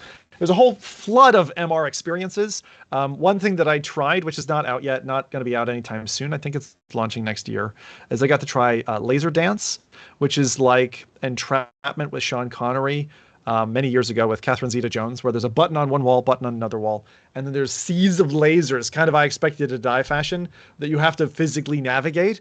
Feckin' so much fun. Thomas van Bowel, our Belgian developer friend from Cubism, is making this game, has been working on it for a while now, I think about a year and a half, and it's so much fun to play. Like, it was literally on the ground barrel rolling and like I saw your pictures. So much fun. That's going to be such a party trick, kind of like a Richie's Plank experience, right? But you just do it in your home or whatever. So that'll be really interesting when that comes out. As I said, that's not available yet. So with that, let me answer a couple other questions like I answered before. Would you say the Quest 3 image quality looks better than the Reverb G2s? I think they're on par, but Reverb G2 didn't have as wide of, I don't even want to call it a sweet spot. The pancake lenses and that interface now Fucking hell, that's good. I mean, I'm converted. I know people before were like saying, "Oh, PSVR 2 missed the boat because they don't have pancake lenses." I think I've just joined that crowd with the pitchforks to say like the next Sony headset needs to use that kind of tech. It's that good. It's like it's night and day good. Paradise DK, you had said, haven't you burnt your carpet yet? I don't understand that reference. You have to clarify for me, PD, on that one. Andrews V Arcade had said, how does the visual in Quest 3 compare to the similar resolution G2? Yep. Bang on. I'm expecting this to be phenomenal in Skyrim. I can't wait to test it. Someone asked the porn question earlier as well. Again, same answer. Browsers, text on screen, the virtualized text. So now we know what Zim has been using it for. Maybe earbuds though, because you can't have it too loud, right? Sadly not yet. I haven't even had a chance to test that. Yeah. Right. First thing. Yeah, first thing. Right. That was it. He hasn't tried Skyrim yet, but he has tried this. I know you. Given the expansion of pancake lenses with Quest 3, Big Screen Beyond, and the innovation of a separate battery bank, how much thinner or slimmer do you think Big Screen Beyond 2 or Quest 5 or so can get? I think they can get proper slim. Humans are great at making things reduce. I mean, we got the old, Casio watch. At some stage, it gets too small, though, right? You don't want, I don't want to have to put contacts in, is what I'll say when it comes to that. Glasses form factor would be fine. Or, hey, drill into my skull and let's just pop the eyeball in. Be handy for people with glass eyes. All right, so let's see. Paradise DK says, so you've not tried First Encounters yet? Oh, no, I've not. Let's see what else is here. I'm going to scroll back in questions. I think you guys caught? Yeah. They were asking about when you're talking about the Guardian system. So how strict is it about you respecting the borders? Basically, how well do you think this can be used in a small space regarding the Guardian? So, same as the current headset. You can sit in a tiny space, no problem. The same kind of options are there to enable, disable Guardian. The automatic Guardian mapping is optional. It's default, but it's optional. So it will suggest a play space to you, and I've found that it's pretty good. It just maps the environment. Like, okay, fine, do it. And if it doesn't, then you just draw it like you used to in Quest 2. And so it's no longer a pain in the ass. They've made it easier, and I think people will tend to use it. I think they will actually make good use of that. I find it really, really helpful. So I wouldn't be worried about small spaces with this. But the thing that I'm really interested in is the opposite, right? Because as far as I can tell, the Guardian space in terms of the maximum size you can draw appears to be the same as Quest 2.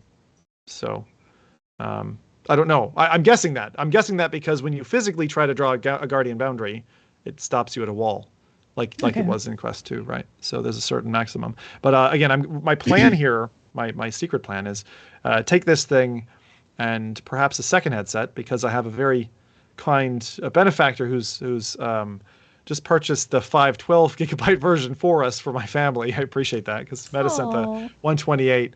And has sent us that. So that's coming on the 13th or something. Nice. So we've got a second one. So the idea would be, let's go do Space Pirate Arena, Space Pirate Trainer in that way. The room scanning with the depth sensor, is that instant or do you have to set it up? What happens if you move things around in a room?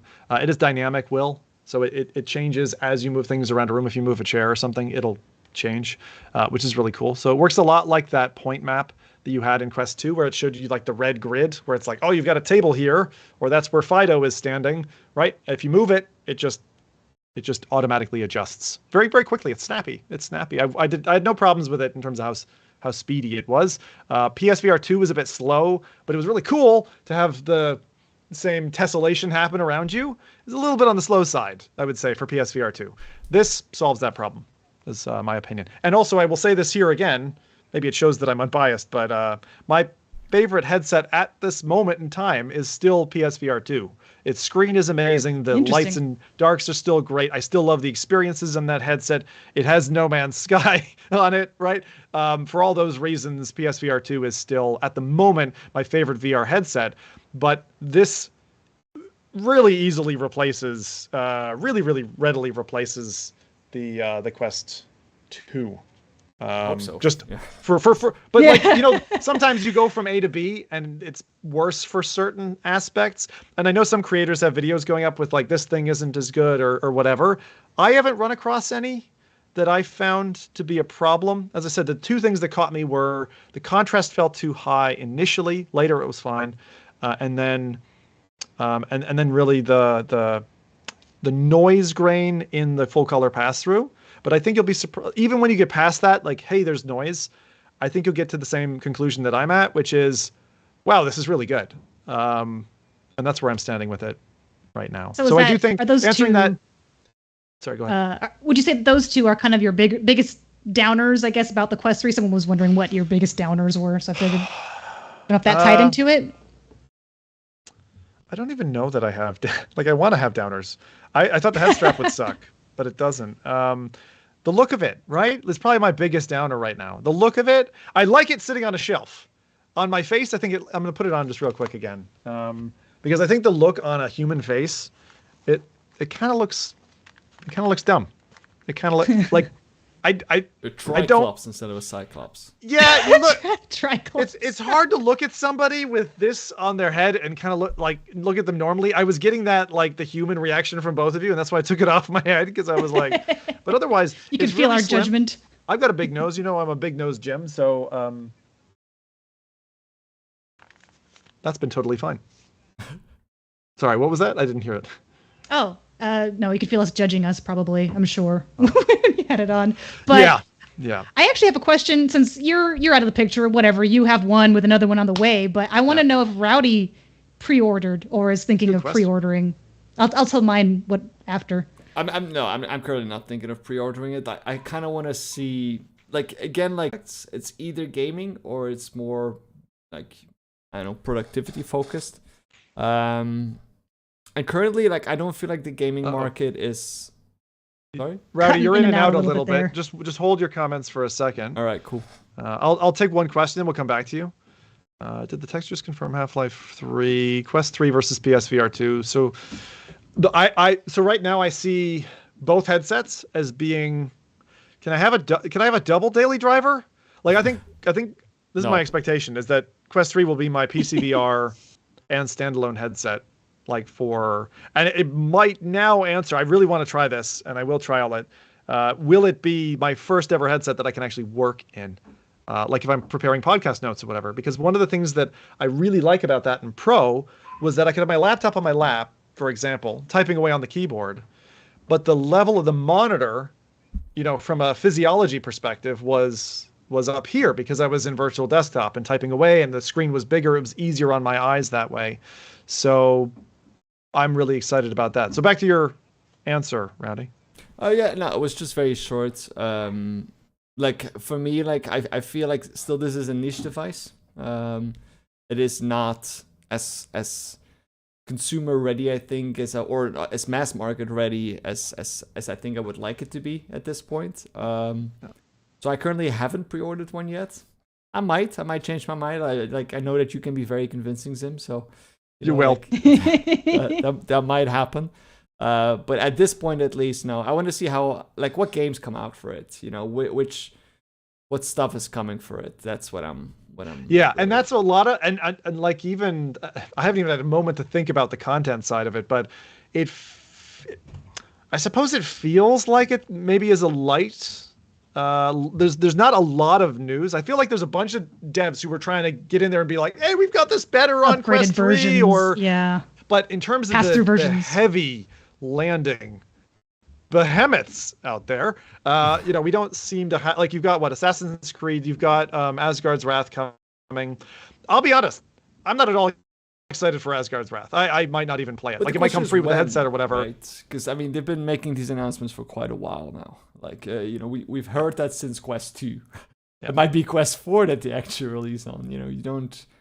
That's why I'm a little bit more apprehensive now. And I believe that date's out there for Asgard's. I'm just for Asgard's. Well, I'm talking about the other stuff. The other ones. Yeah. Yeah, we don't know this is the same thing that we used to go on about. Their pipeline is pretty opaque, right? We don't have a lot of that. So, someone had asked, is there a way to get the lenses closer to your eyes? So the way to get the lenses closer to your eyes is the facial interface and the button on the side, and you put it all the way down if you want to get as close as possible. The other thing that I like is that the lenses are in a little bit. You see, there's like they're just subset into the device. So even if you have flat like glass lenses or something, you're not going to scratch them. They're not protruding, which I like about the design. It's a quite smart little headset. But yeah, I think that's going to be a travel buddy. I have to test it on a plane or something, because the reason I go back to the Go and still go to the Go is that 3DOF it solves that problem of float and drift and all that annoying stuff that happens when you're traveling. You can, just like in Quest 2, turn off 6DOF and go just to 3DOF, and it does some interpolation with your hands, which is pretty cool. But I haven't tested it yet, so we need to see if that actually works. But someone asked about battery life. We talked about that, kind of 2.5 hours, I would say, would be my net reaction. But if you have an old Quest, then it feels kind of similar that way. I'm trying to think, is there anything else that's been asked before that you'd all want to know? I think you mostly covered everything for you. I was trying to scroll as you were talking, and I was like, okay, he answered that one. Just in conversation, answered that one. But maybe there's a lot. Bluetooth would be a question. So one of the questions that I have, but again, not tested yet, is so one of the problems, because of how Bluetooth functions, getting, for example, like an AirPod or something to work with the headset would be ideal. And I believe there's an accessory that's coming out that's got a special codec so that the game and music is in sync, because before now it's always been super delayed. And the only real way that I know to get around that is use a PC for PCVR, Bluetooth to the computer, displaying to the screen via streaming, via virtual desktop or AirLink. And then that's your workaround, right? If you want to play PCVR content. But if you're purely standalone and you want to do, I don't know, Beat Saber or Synth Riders or something that way, then yeah, difficult, right? Difficult. But there's a bunch of MR stuff coming out. Unfortunately, I've been inundated in devs reaching out and being like, hey, test this, test that. And I will, embargo-wise, try to play everything I can as soon as I can. Again, I'm just going to remind, we're definitely in a period of mourning now, so that's going to take me out. But what I've agreed with the wife is on embargo lift day, I will stream for the day. And so that will be my kind of gift to the community. And I've got an unboxing video coming. Whether or not I'll get a chance to do a proper review in the time we have left. So tomorrow is full stream day. No, I'm joking. I don't know when the date is. keep guessing. But so it's cool that people who have ordered their quests are getting them. One thing that I will say is here in Canada, orders have already slipped out for the 512 version. That's already out to the 13th. For deliveries of the 512. I've heard the 512 sold out in the UK or something like that as well. So it sounds like the bigger SKU is doing well. And I would say to anyone who's like not sure which headset to purchase, at the moment, I would suggest the 128 is enough, because you get such good bang for your buck. And unless you're really a hardcore gamer and can't uninstall stuff, 128 will be enough for what you are trying to do with it for now. Yeah. Spoiler alert, I ended up, yes, I did pre-order. Hey! And I did get the was it 120? I didn't get the 500 because I was like, even on my Quest 2, thinking about it now, I uninstalled stuff so much. I'm like, have I used this in the last week? No, gone. So I figured like, yeah, I know that there's going to be a lot of games using more resources or taking up more space, but I'm like, I'm not playing like 5 games at a time. Usually it's just 1 or 2. Like I'll keep my tried and true Supernatural and then maybe one other, just a game, and that's it. I don't need to have a million things installed on. I like it clean. I like it clean. I don't want to have it. And I know we're going long. I'm going to mention 2 things here. So I'm really curious, Adam, if you end up converting as your daily driver away from your Index with this headset, and something you're going to want to care about, and a lot of people here will, because we got a lot of enthusiasts who follow FReality, is it's 6E Wi-Fi capable. So getting a router, the difference is this, right? The original headset could push something like 500 to 600 megabits per second. On 6E, you can get 2,000 megabits per second throughput. So with the new upgraded resolution that the Quest 3 can handle, it's going to be very important for silky smooth PCVR gaming in your domain, in your domicile, your house, or whatever. to have a 6E router. And I believe, although I don't understand this fully yet, Windows 11 is required in order to leverage that protocol to communicate with the headset. But from what I've heard, again, from dev friends of mine, is it is indiscernible from cabled. Compression is no longer an issue, and it looks like you're playing straight on desktop. And if that's true, if that's really the case, this device might replace an Index too. But so. I mean, to be fair though, wow, the Index is already a bit of an older now, device, right? Yeah, like, yeah. So in terms of like the hardware that it contains, I would expect that the Quest 3 would probably beat it. It's got some good things though. But the microphone, speakers, right? Yeah, but those are high-end luxury features that back at that time were like state of the art. But my question is, like, I mean, of course we don't know what Valve is doing, and we spoke about Valve earlier. But if Valve comes out with something in December, how would it compete then with the Quest 3, right? Yeah. Can we take a guess? Let's all make that guess, right? Is Valve going to drop something in 2024? Yes or no? 2024, not this. Sorry, 2023. I'm living in the future already. Oh, this year, no. I don't think so. I mean, I don't think so. But yeah, you know how these things go, right? And they love sometimes just raining on the parade of releasing something. They've done it before with like the trailer releases or like announcing something, and they do it specifically timed when Oculus is normally or Meta is having their moment to shine. There's a little bit of a little bit of a fight often between those two, maybe a little bit comically, but. That has happened before. So I wouldn't be too surprised to see maybe then in 2024 or like, or at least see an announcement coming maybe in that direction more. If they again want to rain on the parade. Yeah. I don't know. This would be tough because even though I've tried, other headsets now, I still always go back to the Pimax either just because for PC VR usage, just because Pimax? It's either no, the Valve Index. Okay. I always go back to that one despite other, maybe slightly clearer, higher resolution headsets that I have, just because not only does it still look good in my opinion, but it's just easy. But that's specifically for PC VR. If the Quest 3 could replace not only my, the Quest 2 obviously, but my Valve Index, that would be pretty dang impressive because then that would, shoot a hole in my theory of like, okay, we've got 3 camps, right? You got the console VR, PC VR, and standalone. Now standalone is just like, but you could do that on the PC VR, and it's pretty dang good. Maybe I don't know. I see this as a sandwich now. Like it really is like an ice cream sandwich to me because and not a smelly ice cream sandwich. I was just huffing the headset because a smelly ice cream sandwich? I've had the question. Not what you want to eat. Although Adam, you might. Your standards are lower. So anyway, I think that this headset, it sandwiches 3 things, right?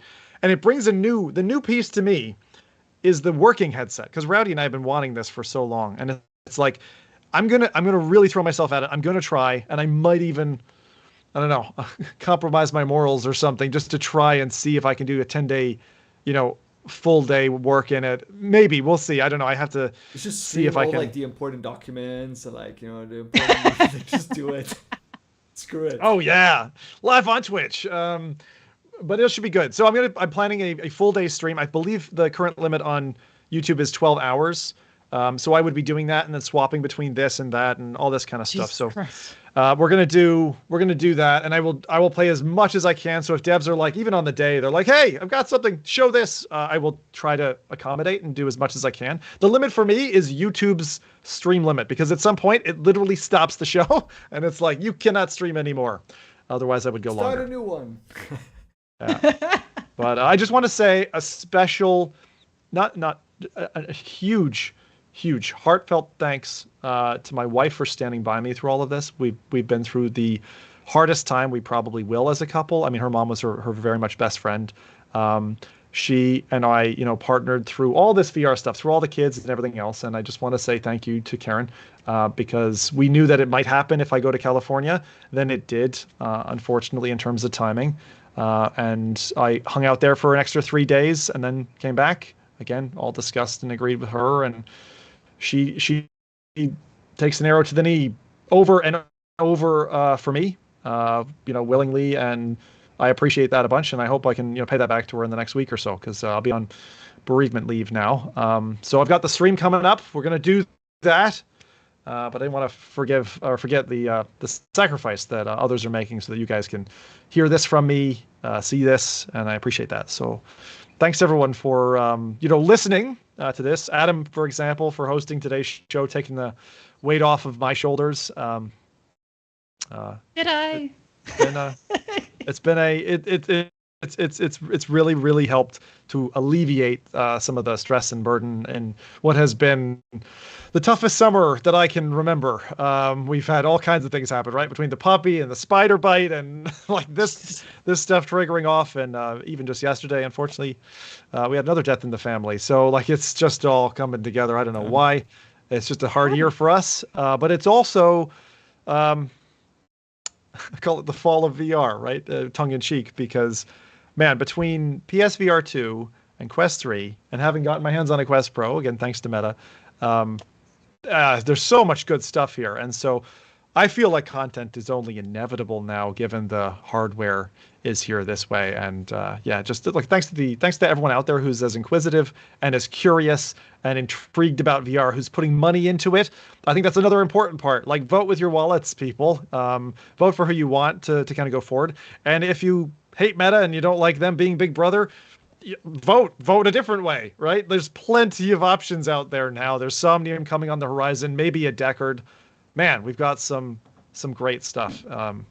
So anyway, those are my words on it. Those are my thoughts, and that was maybe I should just wrap it up with saying that Connect, I thought, was done really well. I heard they had done it on campus because all the regular places were booked out. And that means that San Jose McHenry, which was the center where they were normally hosting this, next year they may have booked. And so if they do have it booked and it goes to a bigger presentation next year, we might see a return to form of the normal kind of Meta Connect for next year, which would be great. I'd love to see a more open arms Connect event again. I do think this limited for creators, select people, is not what you need for a convention, especially when it's called Connect, right? So Meta, if you have any chance to do that, just do it. I emailed the center asking if they have any available days in October for my company to book something. And that way I know. Book it up. That's cute, Rowdy. I think I'm gonna pull a Zim next year and just go and crash all the after parties and hang out, because I got so much FOMOs. I mean, I don't know if you saw on Twitter, I photoshopped myself in some of your pictures. So cute. It was so cute. She photoshopped herself into the different crowds. Like there's oh sorry, I have one bone to pick with Sandbox VR. I have to call them out. Gamertag, Mike VR Oasis, and AZ and I were meeting to go play, if we could, their Squid Game that was going to come out in a couple of days. And this is not to throw shade at them at all, but I'll explain the story. So we had this opportunity, and in my mind's eye, I'm looking at these creators and I'm going, like, I'm small fish on YouTube and stuff, but these guys are forces of nature falling in their lap, and it's like they're willing to do this like paid, like we're paying for the experience as well. And it's like, we could do this 2 days in advance. You can hold the footage. We don't need it like before you release the Squid Game thing. And then you have all these creators. It's at least 10, if not 20K's worth of free advertisement for you. And they said no to us on the day. And I was like, fair enough. It's early. You have your rules, whatever. But that group then, without me, because I'd flown home at that point, they went back, right, with a booked, paid for session. And they like conveniently forgot that they had it on or whatever. And again, they snubbed that group again. And I'm like, guys, that is not on. Like, come on. Did they talk to just people did you talk to people just at the place, or did you talk to someone like higher up? 3 levels of management. Yeah, 3 levels up. Oh, okay. So it was, jeez. And this is a word of warning for people with location-based experiences. Because I've generally found that LBEs don't know the YouTube scene very well. And it could really draw business to you, because the first time I went to an LBE, it was because Mike had gone off and done one, and he was strongly recommending it. So I hunted it down, and when we were in a place, we went and did it. And they're really good. They're pricey, but they're worth it because you're there with friends or family or whatever. And I thought, that is such a huge miss that they just took. So I'm not saying Sandbox VR bad. What I'm saying is, I think this is a lesson for everybody. Like, try to educate your teams. Try to take advantage of those opportunities when they fall in your lap, and probably find a way to partner with or advertise with those kinds of people. We've got people in Australia and Japan and North America.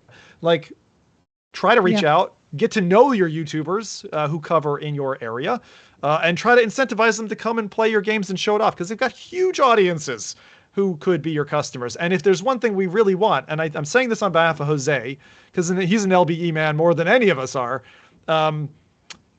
especially Adam. I did say man, but it's like, that is one way that VR will succeed, is by having that sit down and watch a cinema film like together with your friends type experience in VR. It helps support the industry, brings better content, and then notably, it brings the heavy-hitting IPs, because people on the street need to see an IP that they recognize, like Far Cry or Squid Game, to pull them off the street and go try the VR stuff. So what I heard around Connect from Uber drivers and that, they're like, oh, Metaverse? They're like, didn't that fail?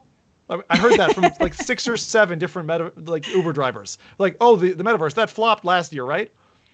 And I'm telling them, probably not. This could be the new advent of spatial computing. And although Apple's going for it, like now Meta's there, they're positioned to possibly be a next Microsoft. Maybe a little bit of a dodgy Microsoft, but hey, we'll keep them close and keep our eye on them. And again, being part of the program, I will try to influence them in the right direction as best as a single person can. But that's MetaConnect 2023. Missing out. All right. There you go. Next. Okay, so what we'll do, since Jose's not here, he did send me, he was kind enough to send me some games. I may not have a lot of information on all of them, but we at least have some nice trailers, and I can talk you through when they're coming out and for what and whatnot. So, plus we did a huge, humongous, I don't know, it was like an hour at least MetaConnect, so we can go really quickly with releases. But just want to apologize to Rowdy in case I go kind of quick with these.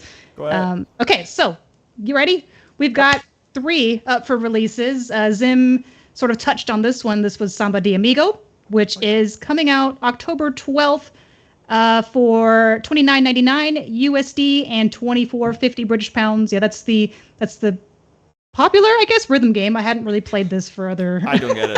I do Was not. it on I'm Dreamcast? not Oh, you loved this one, Rowdy. Yeah, I think so. This was your dream game. I don't get. I don't know what it's about. I don't know what it is. I can't So be. that. I don't get it. A lot of these rhythm games aren't great. It depends on the headset or device that you're using. Like I had one which was drumming on the Switch, and you thought with the rumble controllers that they would work really well, but the timing's all off, and it's like a rhythm game lives and dies by responsiveness. So if nothing else, this is a good one to look out to reviews for, and then maybe pick it up if you find it fun. I've heard it's Marmite for people. Like people either like Rowdy are like, what the feck is this shit? And then the others are like, oh, this is really good. It's a really fun rhythm game. So I think Adam will like it. Is my guess. Maybe I'll have to get it first, or again, might look for reviews at first. Are you just saying that because it's a red-haired girl in the trailer? No, I take you as a rhythm game gal, I suppose. Fair. Who likes like rhythm games. Likes your Beat Saber, Synth Riders, like all that kind of stuff. That's why. Fair. Yeah. All right. Next up, we've got Wizards: The Dark Times Brotherhoods. I do remember playing, I think, 2 of these on Steam, but I don't remember. Again, don't know too much about the Wizards games to remember what makes this one different from previous titles, other than this one's coming out October 19th, PCVR and Quest, $24.99 US dollars or 20.42 British pounds. So another installment from the Wizard series. Apologies again for not knowing too much about that one. And then Seventh Guest. This one I'm actually pretty excited for because I got to try. This is the remake of the old classic. I have a video up on YouTube that kind of goes into one of the puzzle rooms a little better, but I will say I don't want to call it holograms because that sounds so basic, but the way that they filmed the actors in this game looks really, really cool. And so I highly recommend trying this one when it comes out. It's going to be available on all platforms October 19th, and there was no price listed on this, so it'll be a surprise. But if I had to guess, it'd probably be between 25, 30 USD and 20, 24 British pounds. Yep. This is that game where they said where all your dads are probably playing this back in their day, right? That was this one. Probably, because it is an older, it's a remake of a much older, like pixel OG like computer game. But I don't know. I think even for a younger generation, even if you don't have no experience, don't know what that game was, this is still really cool. If you like, I wouldn't even call it horror necessarily, because it's, like I said, it's more haunted mansion horror. So it's like fun, spooky, but not scary. But it looks really cool, and the puzzles are really creative and clever in this one. So I don't know. I can't wait for this one. Nice. But anyway, before we weigh anchor, let's remember the strange tides and treasures discovered on this voyage. So today we explored Meta's map to the Quest 3 booty and future smart glass fortune. We sailed the waters of new game releases like Assassin's Creed Nexus and Project Wingman, although some ports had limited plunder. This here ship sets sail again in a fortnight. Stop making fun of my plunder. Stuff. That's genius, Adam. Limited plunder. That needs to be on like Steam review pages from now on. Thank you. I'll remember that for my Steam reviews. If it's mixed, it's limited plunder. This year's ship sets sail again in a fortnight every other Saturday on YouTube and Twitch. We begin the live stream at 10 a.m. Pacific, 1 p.m. Eastern, and 6 p.m. in the UK. For audio buccaneers, you can find recordings on Spotify, SoundCloud, and the eternal iTunes by midweek after we broadcast. And are there going to be, let's see, any final words from chat before we close off? I haven't been keeping up. I apologize. There were a few little things. One of the questions that I answered in chat, which I'll answer here for listeners, was the question about the Quest 3 and whether or not it can record spatial video. My answer is I don't know. I don't think so. So similar to that creepy dad who was using the Apple Vision Pro to spatially record his kids and watch it back later, like a memory tank. I don't think it can do that. The other thing was D1360 says, Zim, what features and content can you not talk about yet? Just kidding. I'll wait for embargo to be over. So there you go. And one final thing, which I thought about just while you were doing releases, I wanted to mention because it probably is still my game of the year because it was so surprising. Ghost Signal. It has a free demo on PSVR 2. So go into space, play with some baby space dragons, and report back to me next show. I want to hear our PSVR 2 players because it's a really different kind of game. Think FTL. But it's really colorful, and I think in that headset it's going to be amazing. I will check it out as well, but I'm going to be busy for a couple of weeks, so I think PSVR 2 is going to just gather dust for a week or two, and then I'll be back to my baby. So there you go. Yeah, you got a lot going on. Well, thank you, me hearties. Your ears and spirits have kept this old sea dog going many a voyage. From the briny deep, I wish you fair winds and following seas until we meet again. 'Twas a pleasure having ye aboard today. Now let's weigh anchor and set our sights on the horizon for the next grand adventure. Yes, the pirate talk is over, as is this episode. Goodbye. Great job, Adam. Bye, everybody. Take care. Bye.